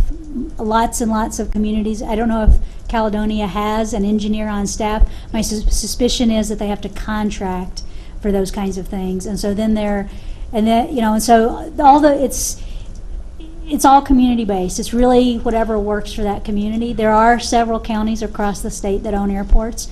There are some that own more than one, and that model really seems to work for them. There's just something about at that county level. You just have resources just as a given, whether it's having planners, engineers, that capability at the ready, and something that it makes a difference for small airports, for sure. And there's a few out there that are a mix of ownership. It's an airport authority, and what that is, state law allows it. It's a joint powers agreement between the city and the county for joint ownership of the airport, and each one works it out different ways. Sometimes one or the other handles all the management, and the other just contributes financially to capital projects. But state law allows that. Airport authorities and state law are treated like municipalities, so they have taxing authority. They do zoning work. They do some of those things. So is it like a port authority you would see like up by the Minneapolis Port Authority type? Each one structures it differently. So some of those airport authorities, it's not uncommon to see where the city would appoint 2 city council members, the county would have 2 county commissioners, and perhaps they'd have an at-large member from the community that would serve as the airport commission. And then however they've structured their legal documents, how the money is spent, who has to approve money, all of that, it varies. One that's a smaller one, still probably bigger than your Detroit Lakes as an example. They have an airport authority where they're sharing financial resource, so the county is contributing financially, but not necessarily participating in all the day-to-day choices. It varies. We could get you some information on different ones, and you could talk to other communities if you're interested in something like that. But in terms of accessing funds, the percentages, there are differences, but then on the flip side, you're also they're stretched on some of the management operations resources. Gotcha. If that makes sense. Sorry. The next page of the handout is page 17, and it's just a list of the past projects and the current projects that have been performed out at the airport. And according to this, it looks like the relationship between Houston County and Caledonia has gone back to 1968, when you guys originally constructed the landing strip. You got the landing documents, so we've had a pretty good long run. The only project that we currently have open, and I'm sure Matt's probably already working on the closeout report for that, is the seal coat runway job that was done in 2017. So I happen to be out at your airport this summer, and your airport looks very nice from the pavement aspect. And we'll get into that a little bit later with the pavement report. But landing on our airport, and we actually kind of walked down the runway for a little ways. It was pretty good shape. So we're laughing just because I lost my phone at one end of there. So Sheila was out there helping. So. Well, and then in that 68, Justin didn't really like some of the things that were being done back then. I probably complained a lot. So, the next page is page 19 in the handout, and just kind of goes over the process of how to request a grant through the state. I can go over this if you guys want, but I know between Brian and Matt and Sheila, we've been able to successfully get some grants done. So, if there's anything that you want to hit specifically on that, no. Okay. Then the next page, we've put together a timeline of kind of activities to do in relationship to the airport. We're in October right now, which is on page 22, page 20, and kind of talks about that, update the airport CIP online, airports with FAA project updates to SAMs, federal fiscal year. That's another thing we haven't really touched on yet is, I know budgeting for this is a nightmare because the federal fiscal year is October to October. The state is July to July, and most municipalities are calendar year, January through December. So it kind of becomes hard trying to figure out which project or fiscal year the project's actually going to be performed in for the entity that's going to help pay. So it does kind of become a little confusing at times. It's kind of one of the arguments we hear all the time is fix the fiscal year so they all match. So, but there's just some basic information on here that kind of gives you some reminders of during frozen season, if you have some wetlands, get in there and trim the brush if you can. Well, it's frozen. During the governor's first administration, they had sent out this, they asked state employees for ideas to improve government. So I actually submitted that the state should align itself either with the calendar year or the federal fiscal year. And the response I got was, well, then the legislature would have to change its process. And I'm like, They'd have to change what? The legislature would have to change its process. Oh. So I was like, Sorry about that. Huh? Yeah. Here says that we read it, it's time for. And we kind of already hit on that, but Dan's going to be sending out an email very shortly, Dan Warner in our group. And it's going to be a reminder for all the local sponsors to update that CIP because we're coming to that point where at the end of October we take a snapshot of it so we can start preparing the federal type projects and who's going to be doing one the upcoming year so we can try to figure out if there's going to be enough money to actually fund that project. And I think that seeing that you've got that master plan, and Julie, or you guys might know, the last I had heard from FAA, they like to review the scope of that. Is that correct? So that might be something that you guys consider before you, at some point as we're getting closer to that pre-application deadline in December, to making sure that they've been in the loop on scoping that work. And you probably want to change the date on the CIP because that was actually put in for Yeah. 17, so. Zoning. Zoning, so currently, your zoning ordinance is from I believe it's 1977. It's for 3,500 feet, so it does cover the existing runway.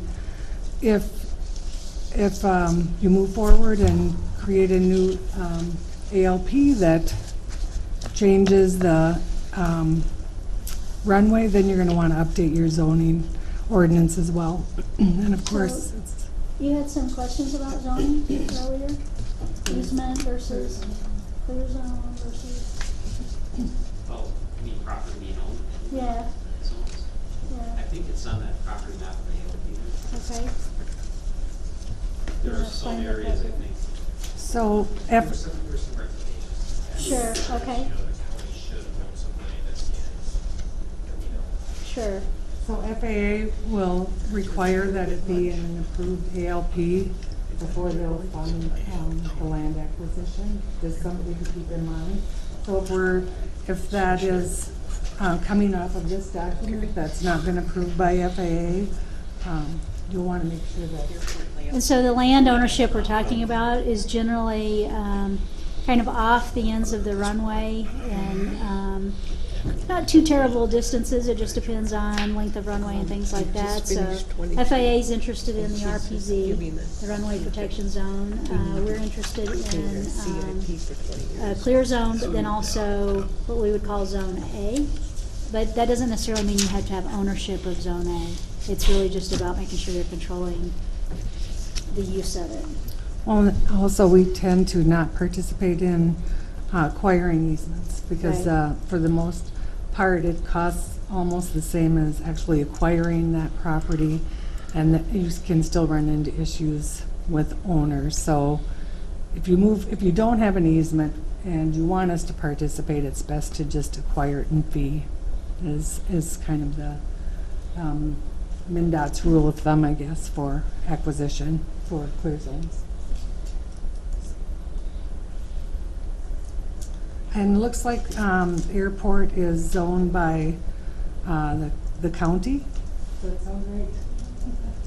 I'm guessing you're the zoning administrator? Yeah, part of it, yeah. All right.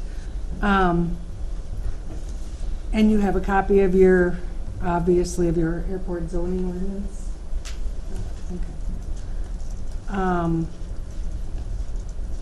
So we also want to talk just a little bit about your community's comprehensive plan.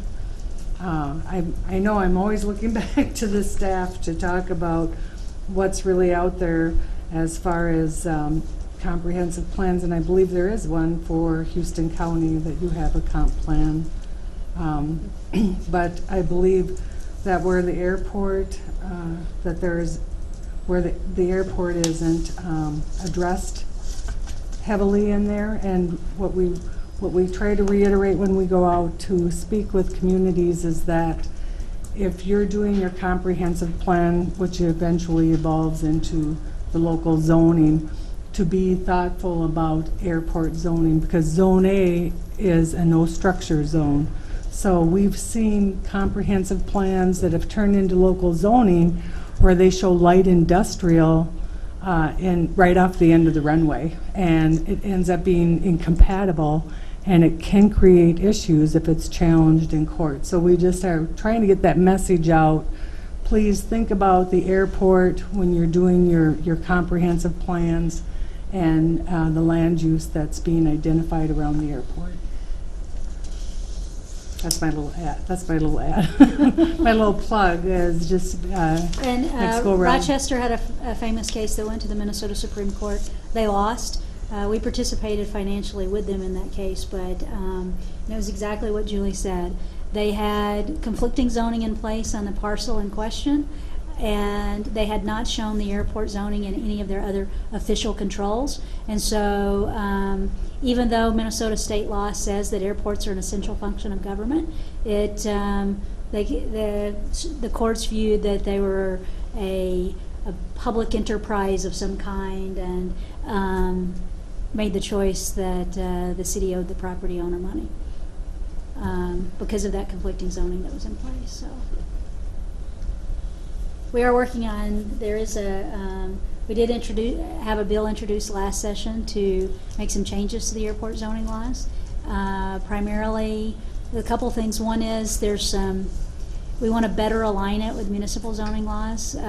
We also want to reduce some of the mandatory bureaucracy that exists in the law today, the way the process works, and create a little bit more flexibility for communities to make choices. So we're working on that. We'll see if the legislature picks it up this session and runs with it. It's going to be complex, so we'll see how it turns out. Has there been any issue with the zoning that's in place? No, we've been working with the highway department as far as if permits come up, but once or twice, I think, in the last 5 years, maybe something's come up, but they got taken care of. Excellent, excellent. Thank you.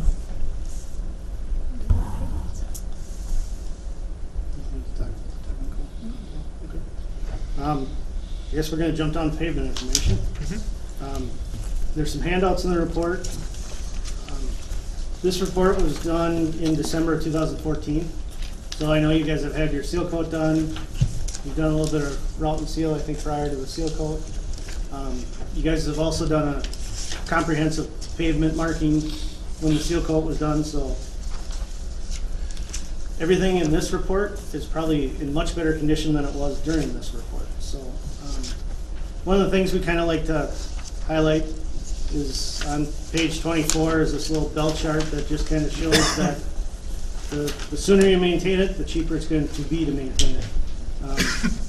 If it gets to a point where it's below 75% of the life, it starts to cost more money. If you drop down to 12% of the life, You know, you're looking at, their example they used was $1. Oops, sorry, son. $1 if you kind of, for rehabilitation, anywhere from 100 to 75% of life. And then as you drop in condition, it could cost as much as $40 to $5, $4 to $5. So it just kind of shows that the longer you wait, the more expensive it's going to be. This is one of the examples too that when we're talking about county ownership of airports versus city ownership of airports, it's not that cities do a bad job maintaining pavements. Many cities do a fabulous job. The reality is that all counties have a county engineer. They all have extensive knowledge when it comes to pavement maintenance, and so they tend to make choices that are aligned with this curve versus letting the pavement sort of get to the point of near failure and having to completely rebuild it, which over the long run costs more money. And so I just find that counties just seem to have, because they maintain a fairly robust system themselves, and so they just seem to understand it better.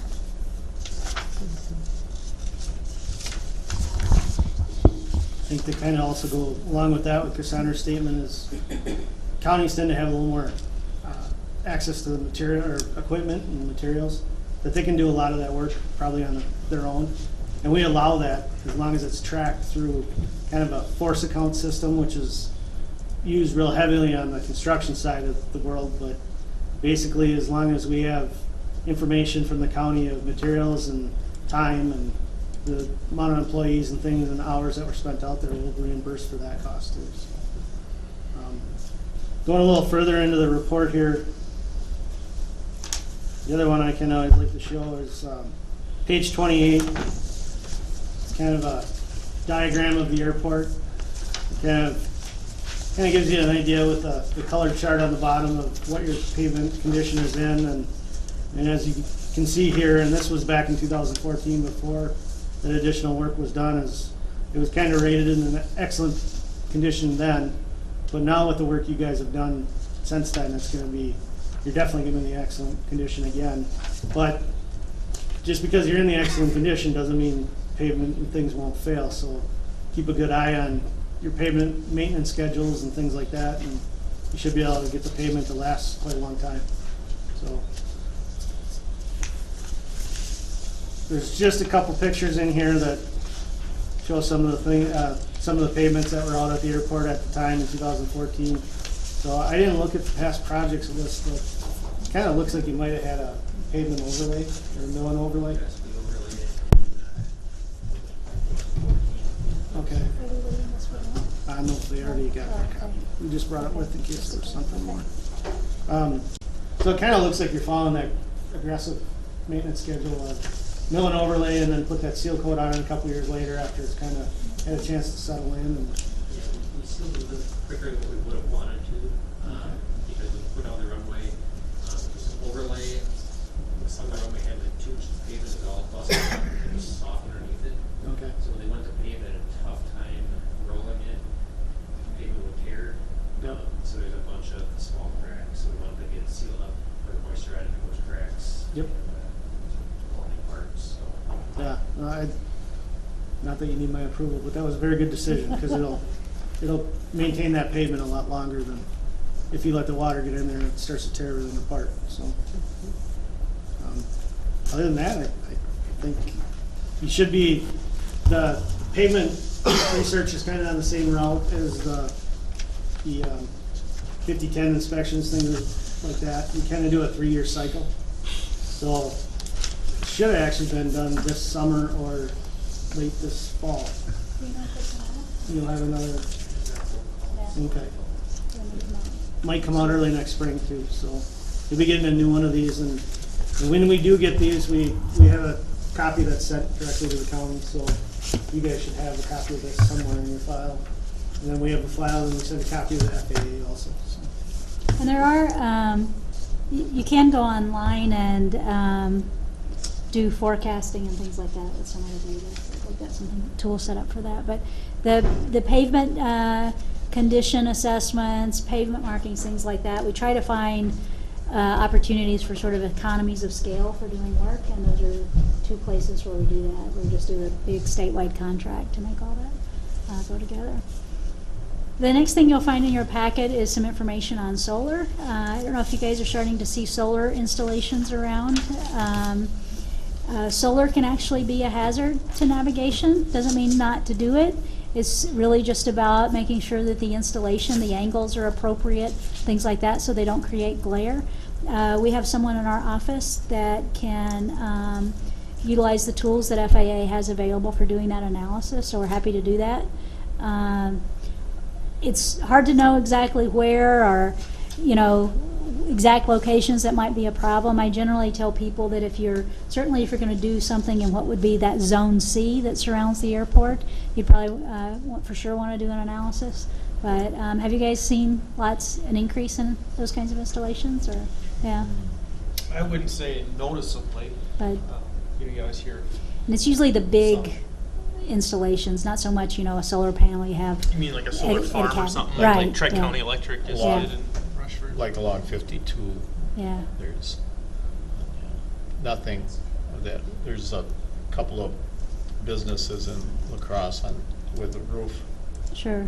Stuff. And generally, even with the sure, even with the age of your zoning ordinance, generally those zoning ordinances from that time period were written to take into account that you would have authority over these kinds of issues within that zoning ordinance to make those choices. So, what's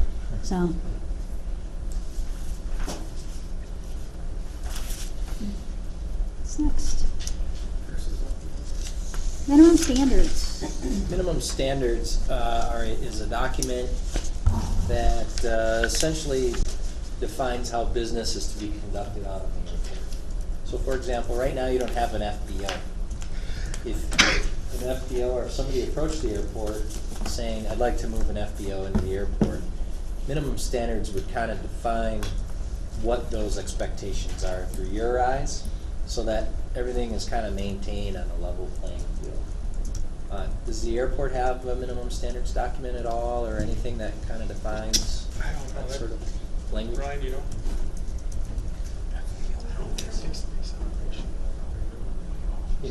I've seen airports with skydive operations or glider towing, FBO. There's an FBO, but now there's another person that comes in to do maintenance, and now that's a competitor for the airport. It just is, like I said, prescribes a level playing field that the airport prescribes how business is to be conducted. So nobody is outed or feels that the airport is maybe favoring one party versus another. So we encourage airports to draft a minimum standards document to define that level playing field. And so we've been in recent conversations with an airport. They were very excited about the possibility that a flight school was going to come to their airport. And the first thing, so the gentleman came to visit them, and the first thing they did was they handed him their minimum standards document. Oh, I don't want any of that. Is that really someone you want on your public facility if they're unwilling to meet certain safety standards or, that kind of thing? And so it really is a good tool for laying that out. I think we have examples that they could access. Yeah. I see it says your website can give us some guidance. Mm-hmm. It's usually easier to have those conversations before you have someone standing in front of you saying, I want to open my business right now. Yeah. Yeah. Wait, let's drop minimum standards. Right. Yeah, easier to have in place before. The next page is self-inspections.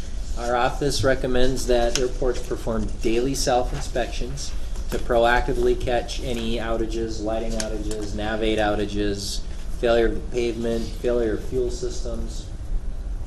And then not only perform the inspection, but log it. This, on page 39, is an example checklist that our office created that you can use as sort of a reference tool for going through and checking these items. We understand sometimes we see eyebrows raised when I say daily. We understand it's a lot, but do what you can kind of thing. And and delegate. You know, if you had an EAA chapter, or if law enforcement is out doing routine patrols, if you had a sheriff or sheriff's deputy going out there to do lighting inspections, things like that. That's the beauty of management. You can delegate those tasks out. But it's important to not, like I said, not only perform the inspection, but to log it. Now you've got traceability, you've got record of the inspection being performed.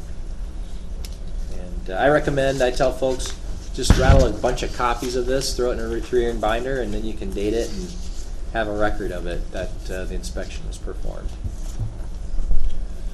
This is one of those things that we have not been doing every day. I brought up to the board and commissioners in the past that, and I actually talked to, I believe, Heather and I, about it before. Daily inspections, nobody claims to get out there and stuff, and the cost to send someone out to the airport to go inspect and come back on a daily basis. And we already lose money in the airport. How much money do we want to invest, or how much do we want to invest in doing inspections? Fred said he drives right by. Anything, Fred? Yeah. You know, I know you talked about, you know, getting out there weekly at least, you know, and look, you know, changing some stuff on the maintenance side, we're set up differently out there than we have been. But daily is something that I just don't see us doing at this point. Well, and it's different if you have an FBO that somebody's there every day, that it's just, you get there at 8 a.m. and I know, like, when I was working in Winona, you go in, you open up the door, you go out, and you do your checks. That's just your daily routine. But here, Even in reality, weekly is a stretch, you know what I mean?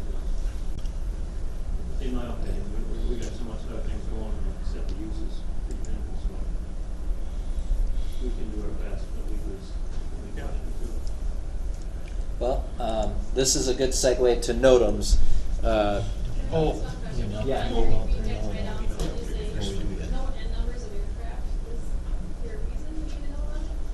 it's public data. It says tie downs and then it says service call, note and numbers of aircraft. On the inspection checklist, What would be the purpose of knowing who's tying down? there's actually a rule that says for the number of tie downs, you have to have 3 tie downs beyond the normal number of base aircraft that are using the range. So if you have 2 aircraft that are based out of the ramp all the time, then you have to have, for our licensing rules, 5 tie downs. If nobody is regularly using those tie downs, then you have to have minimum. So knowing the end number, you know, I point out an airplane to my wife, and she, is it a Cessna or is it an Airbus? She doesn't recognize. But having an identifiable number, like a license plate, then you've got sort of like your vehicle identification number where you can differentiate. So that's kind of what that helps do. We don't have any plans that are routinely at the tie downs. I have one that routinely ties down, but they're not based out of this airport. No. They're just, they come in, and they tie Transit, down for a few days. Sure. But now you said we have 3 tie downs, so we essentially have 3. During the winter months, 2 of those tie downs are in the paved area, the other 2 in the grass area, right? We have 4 zones, so 2 in the grass area, 2 in the paved area. You do not plow out the grass area, so it's only 2 open during the winter months. Is that okay, or is that a issue? The rules, I think the rules say usable tie downs. I'd have to look at the language. So if they're not usable in the wintertime, now we're Well, gonna have grab a problem. snow shovel and they'll be usable real quick, right? So, It's not that deep.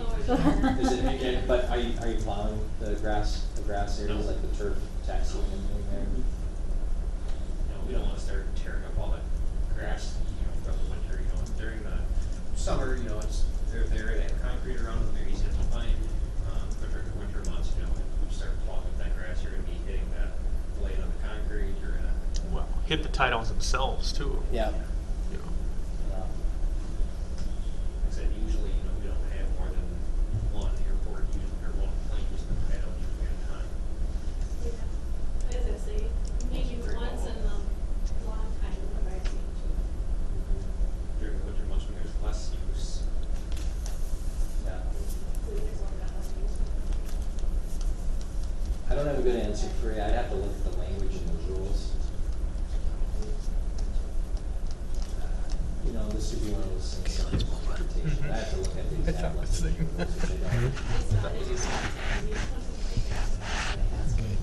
Yeah. Off the cuff, I think you gotta have the 3 year round, because I think there's usable in there, but I'd have to double check, I don't know. What do you say about NOTAMs you're starting to talk about? Yeah, so as you're doing your daily self-inspections and you find something that is broken or unusable, then that's kind of the segue into performing NOTAMs or issuing a NOTAM. Now, NOTAM is another acronym. It's a fancy acronym for Notice to Airmen. The easiest way I can describe a NOTAM is, if you've ever been in the highway and it says there's a crash up ahead on, that's what a NOTAM is. It's a way for, in the aviation world, to send messages out to pilots that are kind of time critical in nature, that may not be permanently published, or maybe there's a safety hazard associated with the airport. It's a means of disseminating that data so that when the pilot is hopefully doing their due diligence to plan for the trip, they can pull out the NOTAMs pertinent to your airport and find out that either the runway is closed or the fuel system is inoperative, or there's a multitude of things that could warrant an issue or a NOTAM being issued. So, certainly as you're performing your daily self-inspections, if you see something that's broken or you think would pose a safety hazard to pilots, a NOTAM should be issued. In fact, in the NOTAM language issued by the FAA, part of that federal grant assurance program says if something is broken, you shall issue a NOTAM. That's part of your responsibilities as of having received those federal dollars. Now, every inspector always kind of has their hot button item. For me, it's NOTAMs, because as pilots, if we don't have the good information out there, we can't make informed decisions, and now our necks are out of the line. Okay?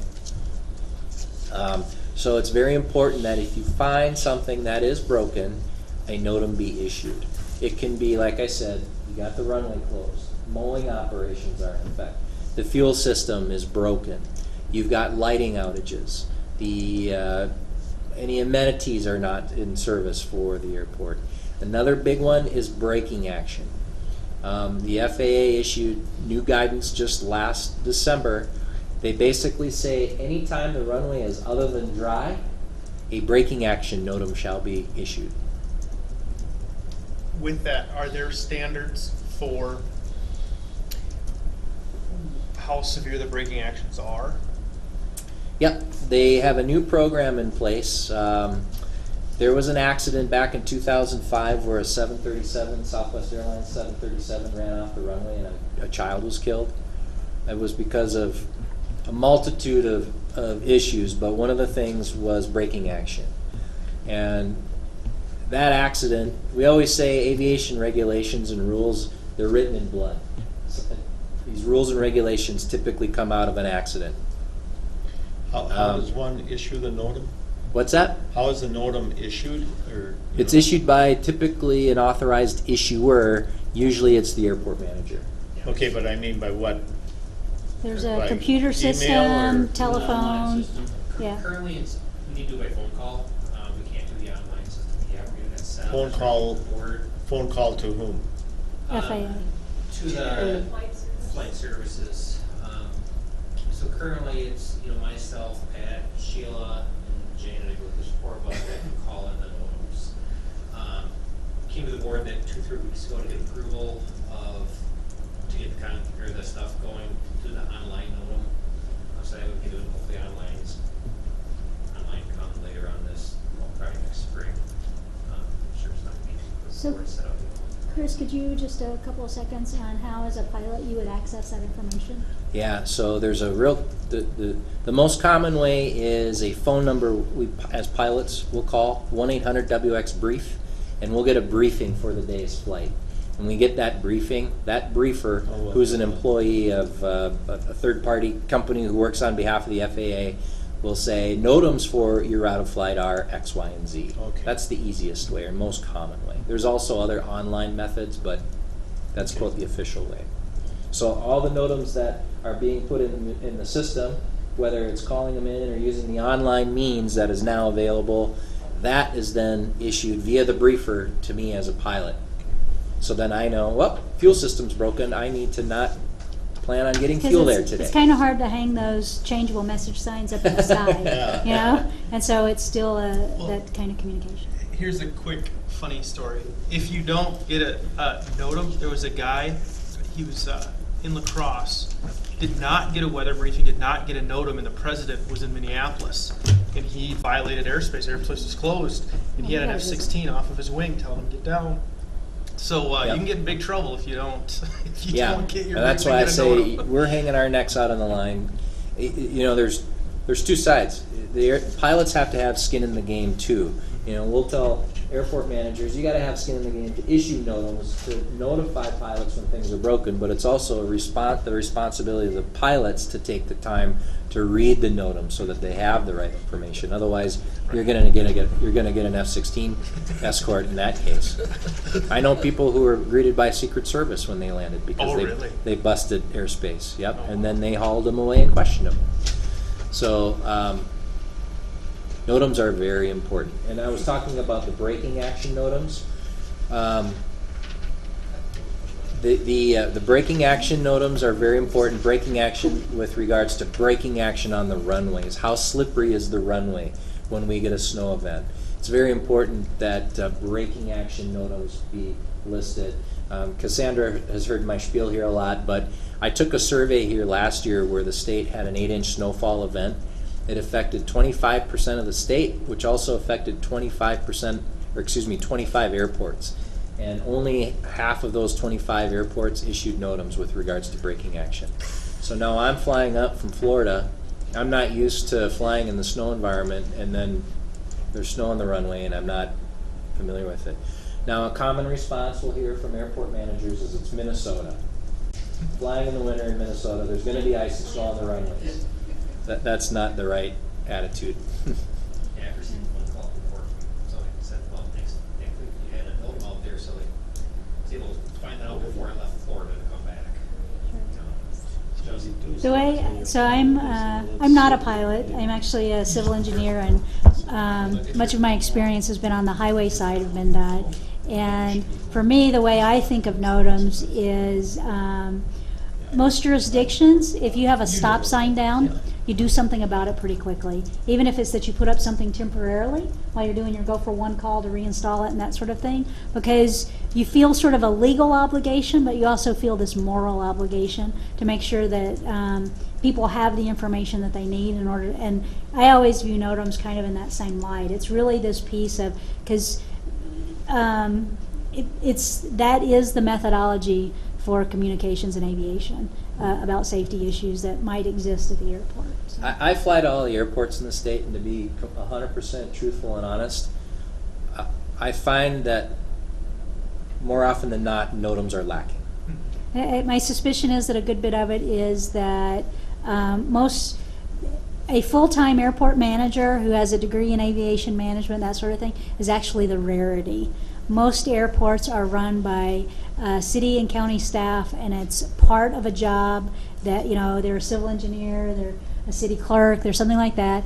And I think that there's sort of a natural fear of putting up the wrong thing.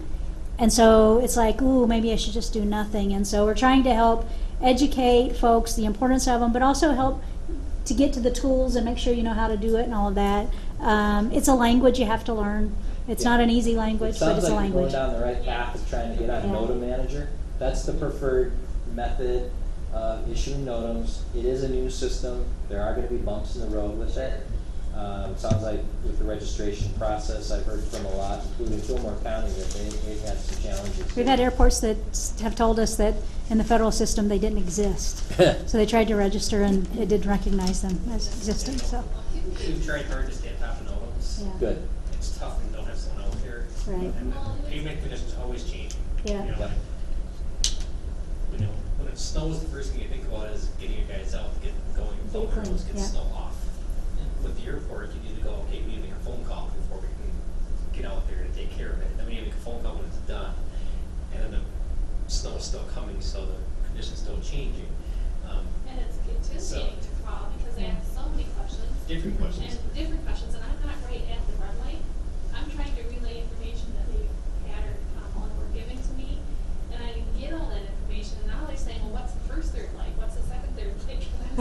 then what kind of contaminant? Sorry, it's. The good hard news for me is to do with, that. with the new system, as long as you Trying to know the let you know it's temperature, known. the contaminant, and the depth, Right. there's gonna be drop-down menus where you can just select it, and then it'll submit it automatically for Yeah, us. so we need to break your runway down into thirds, so it's not just the entire runway snow And covered, then it's this from third, one this direction third, and that then the other third. direction. Yeah. 6. So, but then the other thing is, my question to you is, it used to just close the airport. When it snowed, it just closed it, and that is a no-no what I'm hearing, that is not what we're supposed to be doing.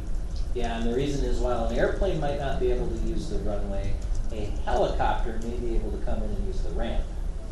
That's why we don't want to see the runway closure, because heaven forbid, a car accident wiped out on that slippery road out there, and they can't land there, so the closest landable area is the airport to get, you know, an ambulance to the helicopter to get a patient airlifted out. So certainly, if anything, if you just can't get to the runway, close the runway, not the airport, if you have to.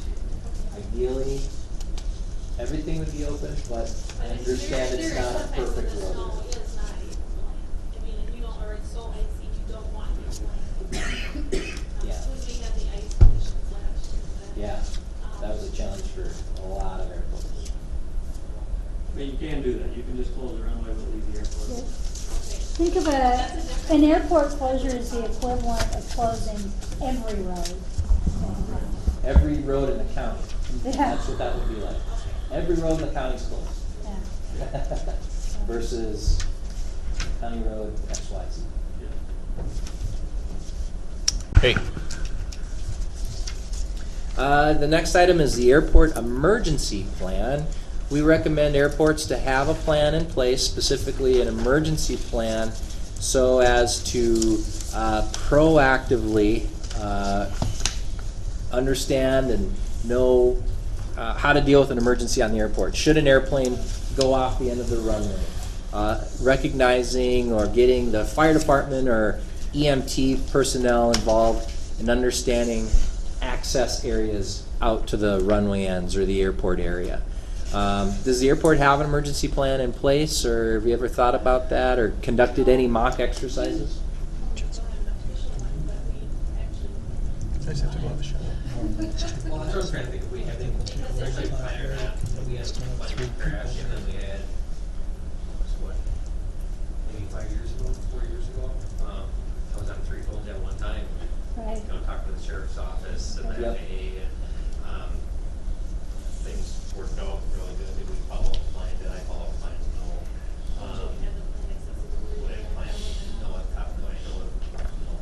No. Do we have a plan? I don't know. But no, but you're absolutely right. When we found out about it, it was kind of like, You're scrambling. What do we do? we did, but I have to give the sheriff's office credit. They did not scramble. I don't know if they called the emergency management team at the state or whatever, but we had help. Good. I think Yep, they and- do have something. And certainly at the state level, we've worked with, sure, the Emergency Operations Center, that component of things, to make sure that they understand how to contact FAA, NTSB, any of those other federal agencies, but, Bigger issue, we know it was at that point. yeah, That left our hands and went to the state level. sure. We do have a resource that we'll send you. It's a document drafted by the Airport Technical Assistance Program, AirTAP, and MnDOT. It's a pamphlet that covers various concepts you may want to consider should you just elect to draft an emergency plan. And it's meant to be a workbook. It's meant to be like a workshop kind of thing Yep. where you'd come together, maybe a couple meetings, law enforcement, other first responders, kind of walk through it. The thing I like about it is it has a little pull-out that you can actually post at the airport.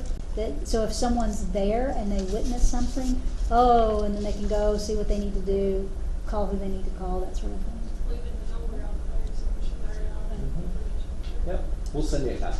The other piece of it that's we talk about a lot is that, so I'm not a pilot. My suspicion is that most of your first responders are not pilots. Wouldn't be out of the realm of possibility that there's a plane crash, the pilot is incapacitated, the engines are still running. How do they facilitate a rescue? How do they know they need to disconnect the fuel? They need to turn those engines off. They need to do some of those things. How do they know how to approach a plan? And so going through that emergency response plan, it helps them to understand what those choices might be. That's a good point, 'cause I never thought of that. You know, these first responders would go into a plane, Yeah. you turn the key off. It doesn't turn off. You don't just turn the key off. You know, how do you, you know, I suppose they wouldn't know how that's true. You know, how do you have to shut the fuel off? You gotta kill the engine. You don't just. One of the airplanes out there, it's built in Duluth. You guys have probably heard of the Cirrus SR-20. The Cirrus SR-22 has the ballistic recovery system. It actually has a live rocket in the fuselage You that come after that with the pulls jaws of a life. parachute out, and it settles the whole airplane down with a parachute. Probably be good for the fire department to know, or that there's a Be able to live rocket recognize right that. back in that behind that back window. Right. But that's the sort of thing that's discussed. Running plane, it's not always going to be. Right. You're not going to know every plane type out there. You Right. know? I mean, how do you? But I mean, even if you just knew to treat it all with caution, that depending on, you know, that's a good point. And the other component is that oftentimes the crash is not actually on the airport. We just had one in the Twin Cities here a couple weeks ago. It was in a church parking lot. And so, but sometimes it's in a field, it's in the wood. How are you going to actually get out there, get the response out there, that sort of thing? And the reality is, they're going to call you because you know everything there is to know about aviation. Right? Right? So get ready. Right? I mean, that's what happens is that, oh my God, it's an airplane. Let's call the airport. They must know something, right? So. A week ago, we had one go in the Mississippi, and they didn't find the body of the pilot for, I think it was 24, 48 hours after. They found the passenger right away, and they tried to revive her, but she passed away, and they didn't find the husband for a day or two after the fact. Oh, wow. We'll send you one of those. It's a good thing to, and we workshop it. We're happy to have folks come down and sit through a few sessions with you, that sort of thing. That would probably be something good to do. Probably to send that to you.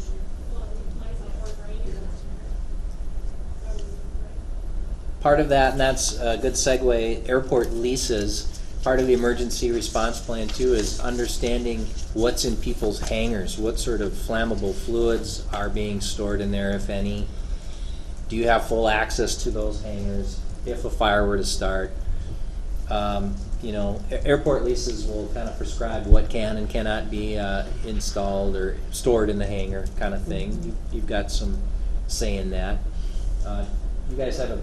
We don't have full access. We did do a walkthrough of all the hangars 4 years ago. We had everyone open up their hangars and list inside so we could see what was in there. Had them take flammables out and different stuff, and others requirements for inside. But have we been in there since no one's been out? The fact that you've done it recently is a good thing for sure. It's certainly a subject for consideration in your emergency.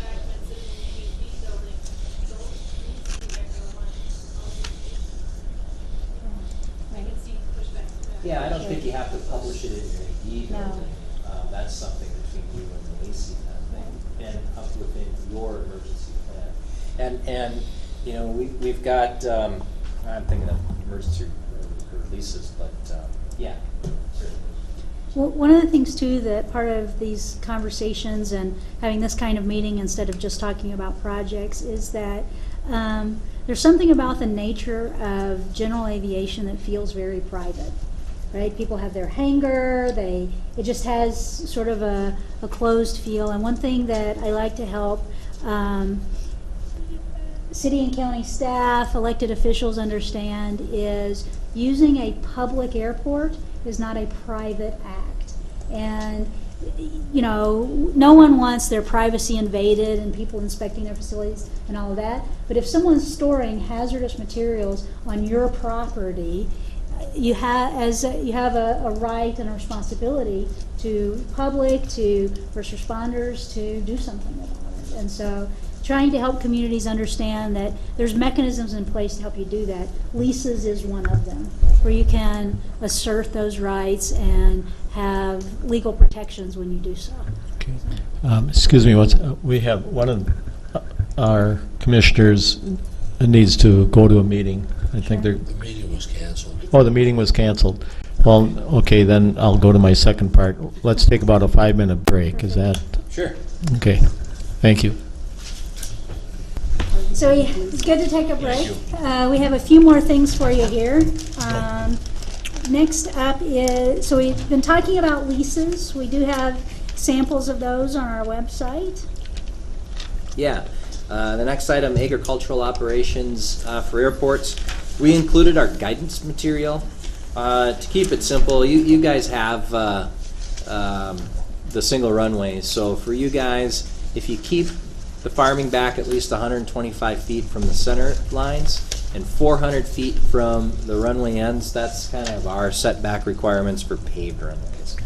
Now that said, we do allow beyond 125 feet low crops, that being like alfalfa, hay, soybeans, things of that nature, but we ask that there be no corn in there because then the corn actually becomes an obstruction within your primary surface. Actually, for you guys, you're kind of right at that boundary, but bottom line is if you keep everything back 125 feet, stake it back so the farmers know where those setbacks are if you're leasing that land. That keeps you all. I am probably the last guy that raised corn on the airport out here. In fact, I know I am. That was close to 20 years ago. Yeah. I rented the land. Nobody said I couldn't raise corn. I asked, and it was, so I put corn out there. About halfway through the year, somebody came and said, "You really aren't supposed to have that corn out there." And I said, well, you know, please harvest it as silage so it gets off of there as quick as we can get it off of there. So, but that's been maybe 30 years ago. Sure. Do you remember it? No, that's why I said it had to be before. They said early spring when you came. Oh, I know it was before either one of you people were here. I know that. Yeah, but it was an interesting moment. Sure. I mean, it's obvious. I didn't think about it, you know, put it out there. But yeah, okay. Yeah.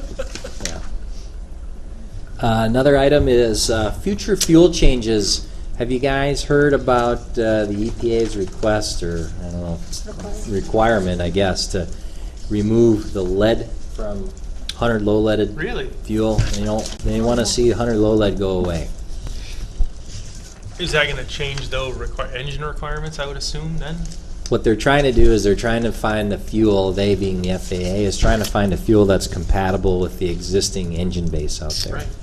So the reason we're bringing it up for airports, if you sell fuel, what you do is you might want to keep an eye on it to make sure as these fuel changes develop, you want to make sure you got a fuel that's going to be compatible with your fuel system and, potentially, hopefully, not develop any issues because of incompatibility. And they had timelines laid out where they had a whole series of fuels that they were taking forward for testing and all of that, and they have been meeting their milestone timelines in developing those fuels. Yep. And Yeah, because fuel is if- actively if- being tested right now. If you look at the aircraft that we have out there, some of those aircraft are quite old. But the list of them, I think they're all 100 low lead. I don't see any that would take like they have the C90s and that'd be just regular car gas. They'd be all affected by it. That's the other thing you might want to watch for, are people carrying little red gas cans into their hangars on a regular basis with these fuel choices, things like that. Yep. So kind of another industry change that we're kind of keeping an eye on. So that's one. And then my question is, if they do change that, are we going to have to clean our tanks to accept the fuel? Chris really knows more about it than I do. I think the intent is a drop-in fuel, but who knows? We don't know the Drop-in answer fuel? yet because we What's don't that? know what it is. That you would just drain your tank and put the new fuel in. Yeah, and no eventually it would problem. just flush itself out Yeah. through use. Okay. One of the things we have raised at the national level, though, is that FAA's position is they will participate financially in a fuel system once. And so our question is, what if if this new fuel is not compatible? It seems unreasonable that they would not participate in that next generation of fuel system, particularly if they want it to be successful. And so I suspect that they'll end up changing their mind on that, and they will allow you to use your AIP dollars for that, a replacement system, if it's needed. So the other thing that I'm seeing come down the pipe that's happened this last summer is I was informed we had to upgrade our credit card system to maintain like MasterCard PIN series. That was an $850 upgrade. That's just MasterCard. My concern is what happens when Discover comes up with this, and Visa comes up with this, and I have to do another upgrade with another upgrade that's not covered under my agreement with Apple. And then now the credit card chip reader is another one by next year. Supposedly we're going to have to be compliant. And I don't know when airports are going to have to go, but that's another thing that we're going to have to upgrade to. And technology is, the upgrading of technology is outpacing what I'm making on fuel. All the robot kind of pumps up. Does the county, do you guys take credit cards elsewhere in the county for things? Elsewhere in the Here. country, we do.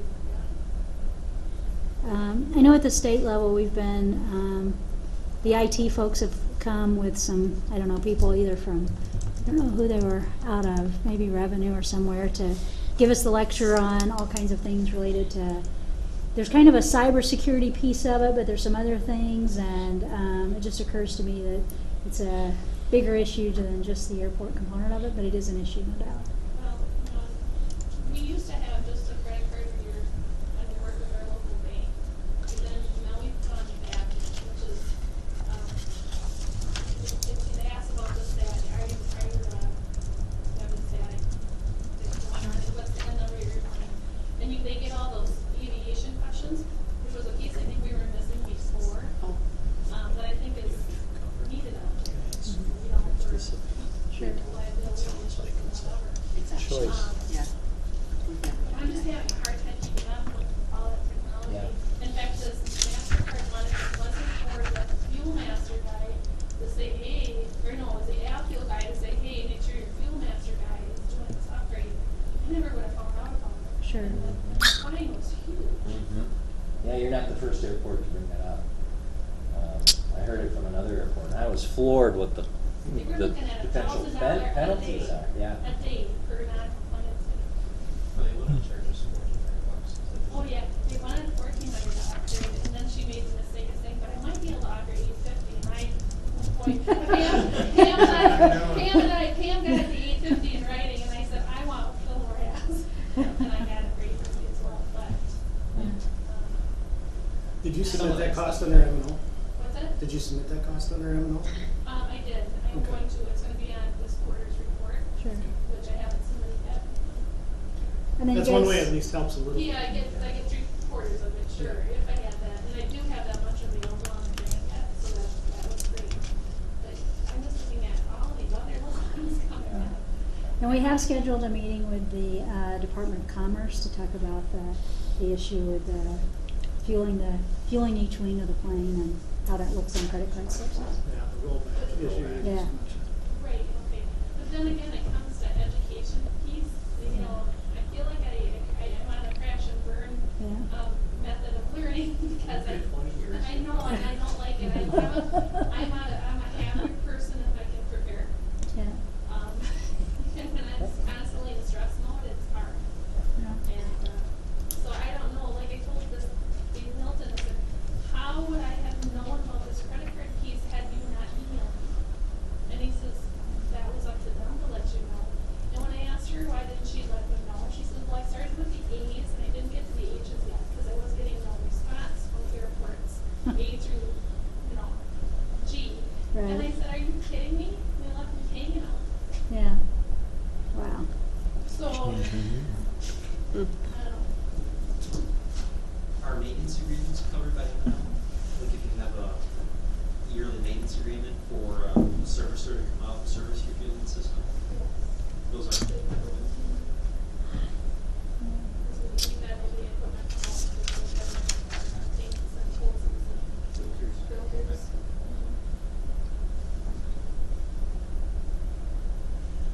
Next, we have drones. Are you seeing any drone activity in the county? Well, I've got one. That's how far away we live. No. Within our zoning, so I can off from the school location.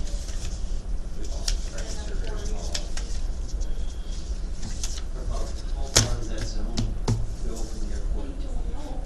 I just said, thanks for calling. And then I called Bryce and said, what do I do with that information? Because and they said if it's not in the flight path, I guess we're okay. That was crazy when they know where the flight path is. In the drone operator. As long as it's in the flight path, it's okay. No, it's not in the flight path. Not in the flight path. So that they're doing it at the school parking lot. Or the elementary school in town. Well, so a couple things. And they have to be under the 400 feet threshold, right? Yeah, through the eyes of both MnDOT and the FAA, drones are considered aircraft, so you have to have permission from the takeoff and landing permission from the property. The other thing is if you have anybody that's using a drone, say for agricultural purposes, real estate purposes, taking picture of real estate, golf courses, that's considered a commercial operation, so you need to be licensed with MnDOT. Do they need to be like this now? And again, how far out from the airport is that? Yeah, and usually the guidance is about 5 miles around the airport. So you don't have to get court permission, but to call the airport manager and say, I'm going to be flying the drone So you have to and understand the coordinate gears the airport things. manager. You gotta get a So Once we know That's all that, taken someone care of, that's license. 4.5 miles away, they're flying a drone that's gonna be 400 feet less in the air. How does, I was gonna say, does it need to be notified? How do the pilots Right know? path, yeah. That's the book answer. It needs to be noted. It says on the box of the drone that we got that you can't be within 5 miles of any airport. Well, based on the videos on Facebook, I figure there are people that are doing it. You also can't fly it over, public gathering spaces and, over roadways, like interstate and stuff, and you'll see, across the school, big red in the paper, Sure. all the houses. And with the box, that was a snapshot in time. It used to be the guidance, and now they're allowing it. It's being allowed with prior authorization from the airport. So we can just say, got that, flying your drone. You could say no. Good thing mine's a racing drone. It's meant for right near the ground. You call though, right? The thing too, so drones, you should think of them in two big buckets. It's either a hobby or it's not. Yeah. It's that simple. And either one, it is their responsibility to know what their legal obligations are. Do they still have that 8 ounce limitation or whatever as far as if it's under 8 ounces, what not even a call, or is it any drone that you call? Well, the registration. So, yeah, so generally 2 sticks of butter and under. Those micro drones are really FAA's pretty much.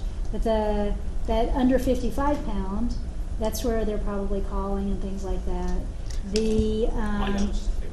Yeah, the ones that we've been engaged with a lot also are, Chris mentioned the real estate agents, the farmers, folks like that. They're required to pay aircraft registration taxes. They're required to have a commercial operator's license, which includes insurance.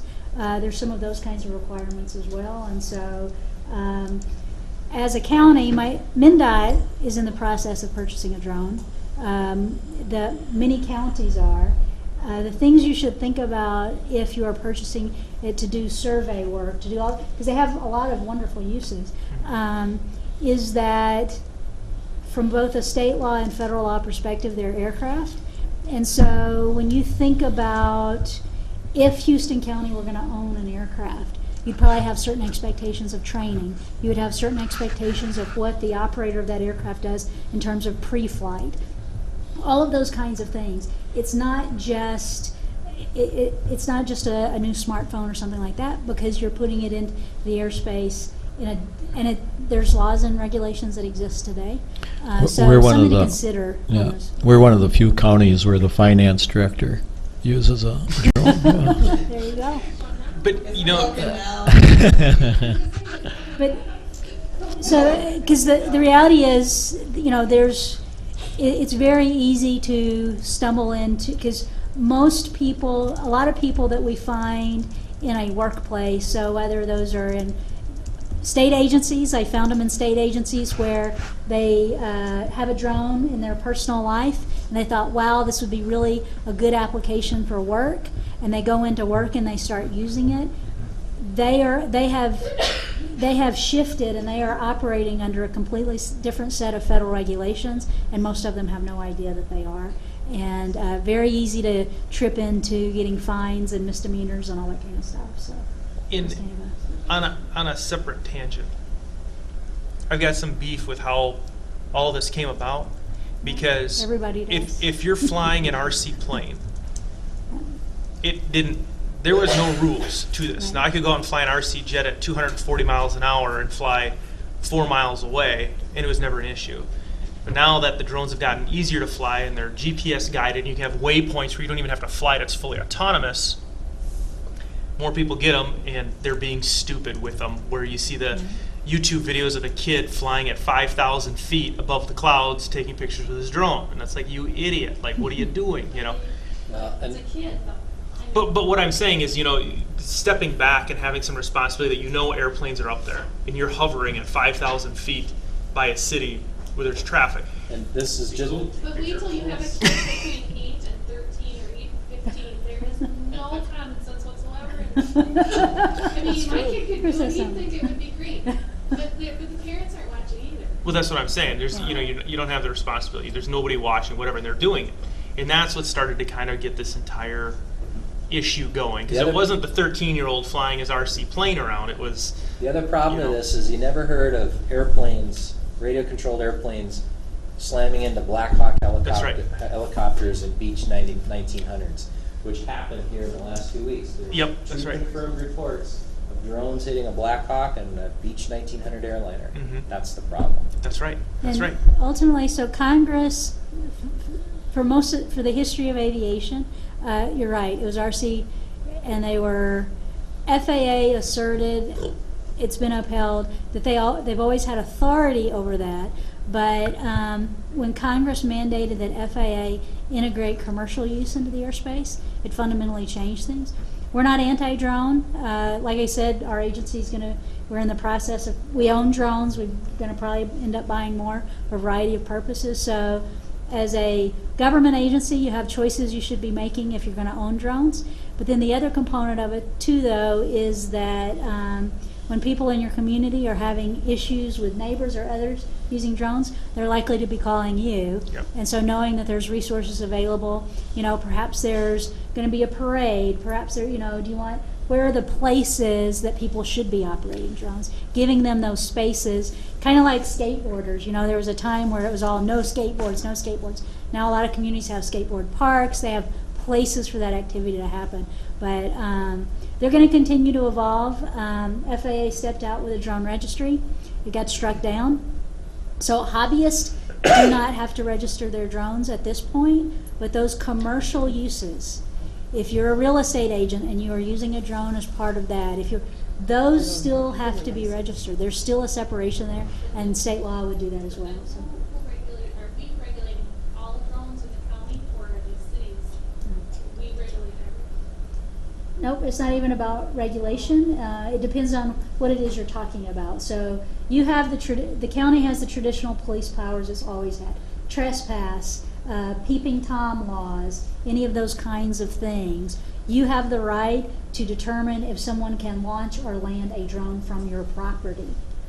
You wouldn't necessarily have the right to determine if someone can launch or land a drone from their own private property or from state property or that kind of thing. But let's say there's a county park, you have the right to determine if people can launch or land, because that component is a land use component, it's not an airspace component. So does a private person within that 5-mile radius have the obligation to call us and tell us that they're launching a drone within the radius? Of the airport. Yep. So a notification. And that would be the thing to consider, you know, if you're having a fly-in, you might notify that drone operator, you know, This Yeah. really isn't the best weekend for you to be doing that activity. We're gonna have a lot of aircraft in the air. If you're doing a emergency management exercise with helicopters, might not be the best time for that drone. If there's a lot of ag spraying going on in the area, you can certainly say, hey, it's really about forcing the communication to happen, because any pilot will tell you one of the first rules of aviation is that see and avoid. In order to do that, you have to be able to have that communications piece going, and drones are pretty tough to see, and so communications is the way to help. I think they keep should be them. regulated Who like an airplane. Who educates How do you, that person that- you should know the airspace There's and been see what you're doing. there's been lots going on. I thought FAA is trying. It says it on the box now. A lot of companies have started self-regulating because they don't want regulations to come. I think we're going to. It feels like things are moving towards sort of a new world order when it comes to how airspace is managed and regulated. There are some states that are making an investment in where basically the state would own communication methodology for drones and others who need to know where they are, putting out a network of equipment, that kind of thing. I know Kansas is working on that. I think Virginia and North Carolina, they're both looking at it. We're looking at it because ultimately FAA is not going to spend a lot of time in Caledonia regulating drones. I mean, they're just not. They can. I mean, they sort of have their hands full with manned aircraft, and so there's just no way. The volume is too high. Last thing, is there ever any talk about mandatory, like almost having a transponder on there so that? There's been a lot of talk on it. One of the first questions I asked is, why aren't you requiring ADS-B out? Yeah. Right? Yeah. And so the reality is there's not enough bandwidth. I'm not an expert on all that stuff. For them, drones already outnumber manned aircraft by far. And so, and they're just now really starting to sort of populate the landscape. So the numbers are going to get bigger and bigger and bigger. But yes, there has been lots of, and FAA has a group that's not just FAA, it has state aviation officials, industry folks, kind of the whole gamut, working out what does the new framework look like. They advised them before they entered into their rules, where they're requiring the drone registry, all that kind of stuff. Unfortunately, this is going to be just like the teal. It's going to be, yeah. Stay tuned. Yeah. Yeah. But we wanted you to know if you're having challenges, you can reach out to us. We'll try to, we do have some things where we can point law enforcement to, because ultimately, if it's the neighbor kid that's bugging you and feels like they're spying on your kid and all that kind of stuff, you're probably going to call 911, right? I mean, that's where disputes tend to get settled like that. And so we've got some information we could share with law enforcement and others that would be kind of on the front lines of that sort of. Okay, one other quick question here on Caledonia has a like a hot air balloon rally or whatever. Is that a NOTAM? Is it? Did they launch from the airport? Not from the school, which is 2.5 mile out, 2 mile away. How many are we talking? 3 to 12. Twice a year. More information is better than that. Well, Put it in place where they launch the balloons, or where they launch where they're flying the drones, you know. Those types of NOTAMs are typically issued by Latin law or by radial bearing and distance off of the VOR. So for example, the NODIME VOR, they would say the 265-degree radial, 20 miles out, UAS, and then they'll also typically, with that, include the Latin coordinates. Unfortunately, with the UAS NOTAMs, you can get it off of Google Earth. You know, if you just drag your cursor. Usually to find out who's flying, where exactly they're going to be. but balloon pilots are technically certified pilots. I mean, they'll be noted. You know, I mean, if you. But so is skydiving. You know, you'll see Yeah. NOTAMs issued for skydiving Yep. in effect over.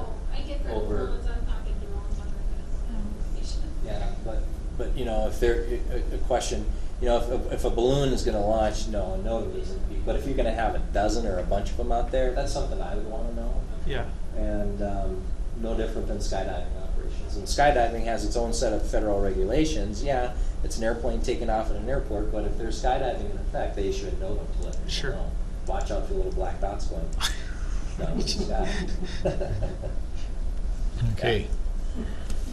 The last item here for me is heliports. I didn't see anything in our files about a heliport in Houston County, so that settles that.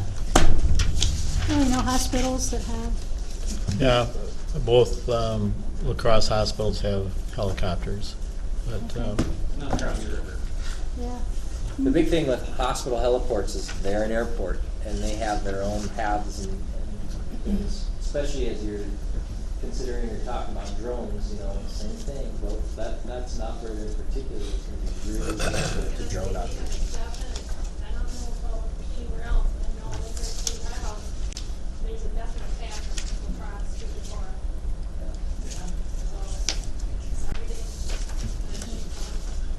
So, Just on this map. Kevin doesn't have to very quick, but just, maybe just touch on that. It's supposed to be- Net aids? Yeah. What do you want me to talk about? we can talk about it when we talk about money. Okay, very good.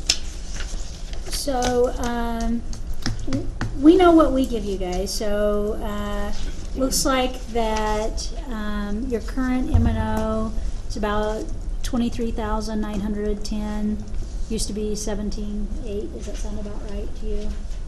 You're nodding your head. Yeah, and you guys use up all your M&O? No. No? where's she talking from here? Okay. But typically, I'm about 4,000 short. Okay. Sure. Well, we want to be sure, because, I mean, it's money dedicated to you. You know, we certainly don't want you to just throw away money and be wasteful, but we want to be sure also, though, that you're spending what you're eligible for. And so we have opened up eligibility on some different things. One of the things that comes to mind that John actually mentioned earlier is that force account kind of thing. You know, if you're using county crews to do different kinds of work, if you track the time, you know, that labor, equipment, materials kinds of things, you could use M&O for some of that. So that's something to contemplate. I was going to say, I think the eligibility for insurance Yeah. was the huge one that helped me out too. Yeah.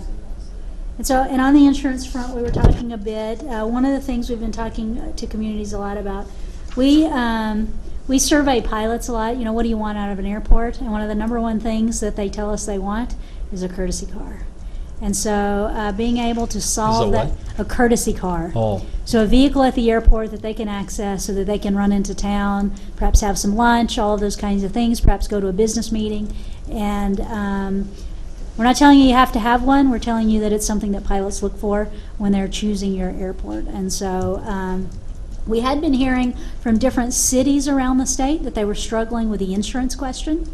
And so we went and sat down with the League of Minnesota Cities. We sat down with their experts on insurance. The League of Minnesota Cities insurance covers those vehicles.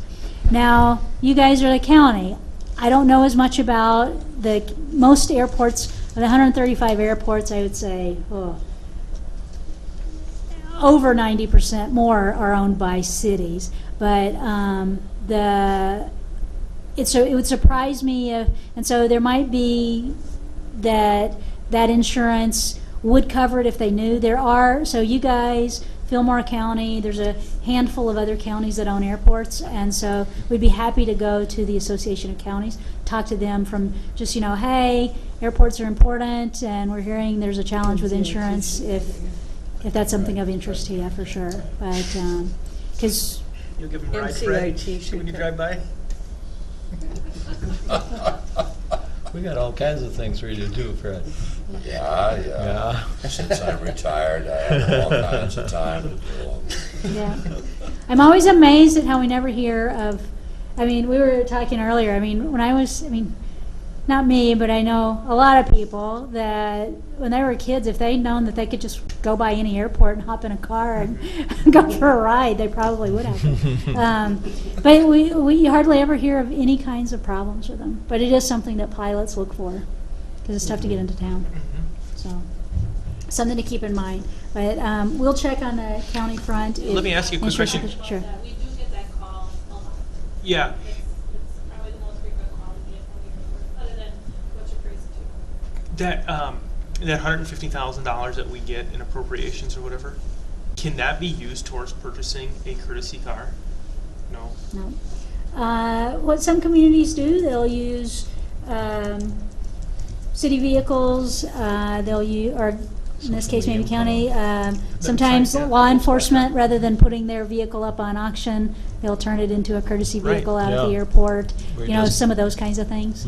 That's some of the possibilities. Sometimes businesses in town would be willing to sponsor a courtesy vehicle, because ultimately they would be the restaurants, hotels, things like that. They might be so that might be a conversation to have really at that super local level about, you know, what that might look like. Tell them what code, and then they get the key and they just put it back.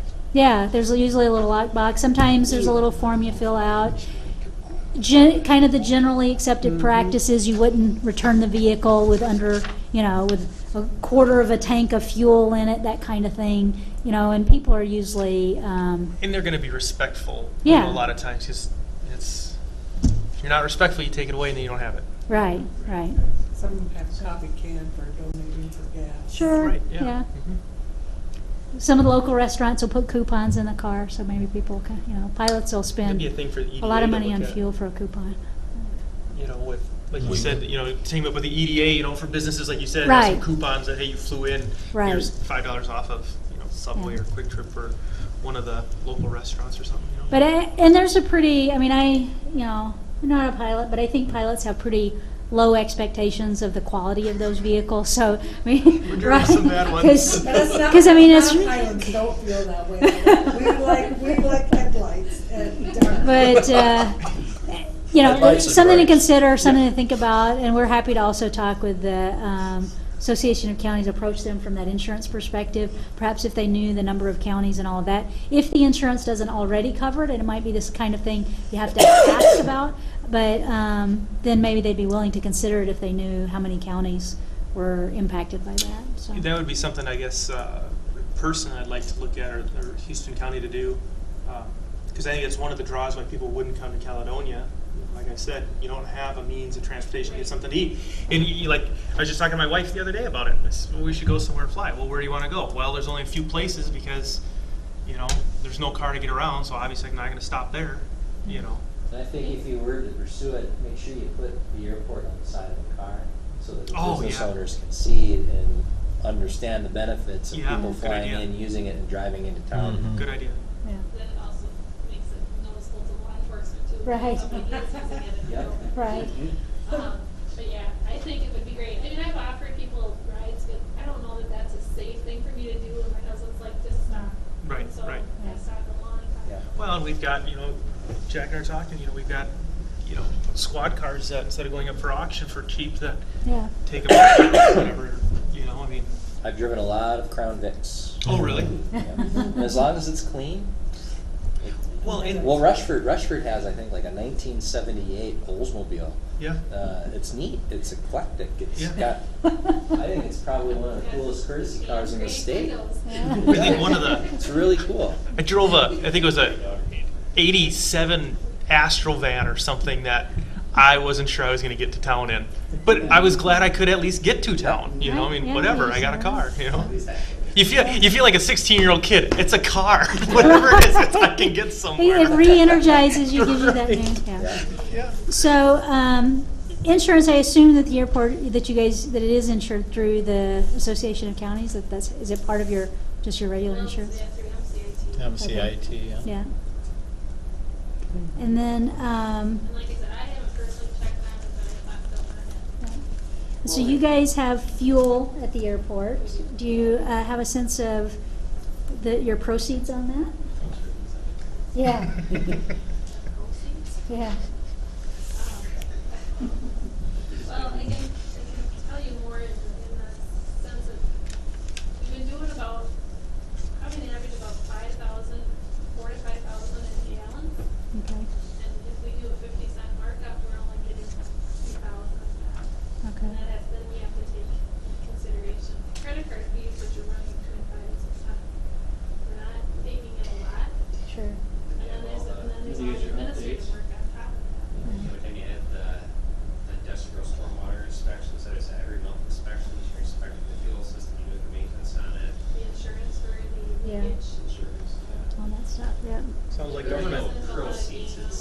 Well, one thing to keep in mind, even if it's $1, not federal grant assurances, federal law requires that any revenue, all that goes back to the airport. So it doesn't mean that you have to have completely separate accounting systems or anything like that, but you'd want to be able to demonstrate it if you were ever to be audited. So, hangar rent. I'm sorry, Go ahead. it's like a flowage fee, does something like that work? They're like, we're to pay an FBO to maintain it? That's those kinds of things are fine. The thing that's not fine is if you're taking those proceeds and diverting them into your general revenue fund and spending it on parks, those kinds of things. There's still lots of challenges to it at the national level, and it really isn't about general aviation airports. It's really about the big airports. So some of the biggest offenders for diverting fuel revenue from the taxes and revenue, it's not just the taxes, revenue, diverting that are Fulton County, Georgia, the home of the Atlanta airport. And so when those airports go to Congress and say, hey, you should raise passenger facility charges, the airlines say, what are you talking about? You guys have aviation fuel taxes and they're being diverted to other purposes. Get all of that in order before you talk to us about making ticket prices higher. So there's this huge so there's several states that have a problem. They're at the local level and the state level, they're taking revenues from aviation fuel taxes and putting them in general funds, and not sending them back into aviation. And so whether or not there's court challenges that are kind of rolling through, but I'd hate for local unit of government to get caught up in something. But we can still use those funds to pay like the 5% match. Right, you can use them for airport. Yeah. Just So right. as long as they stay in that same fund. Right. It's just to make sure you're diverting them back to an aeronautical purpose. Right. So whatever however you connect it to it. So, yeah. You guys mentioned hangar rent, ground leases. Do you know about what your revenue streams are on that front? So on the crabland this year it was 1,763, and then for 2017, I think it's supposed to be at 4,543. 4107.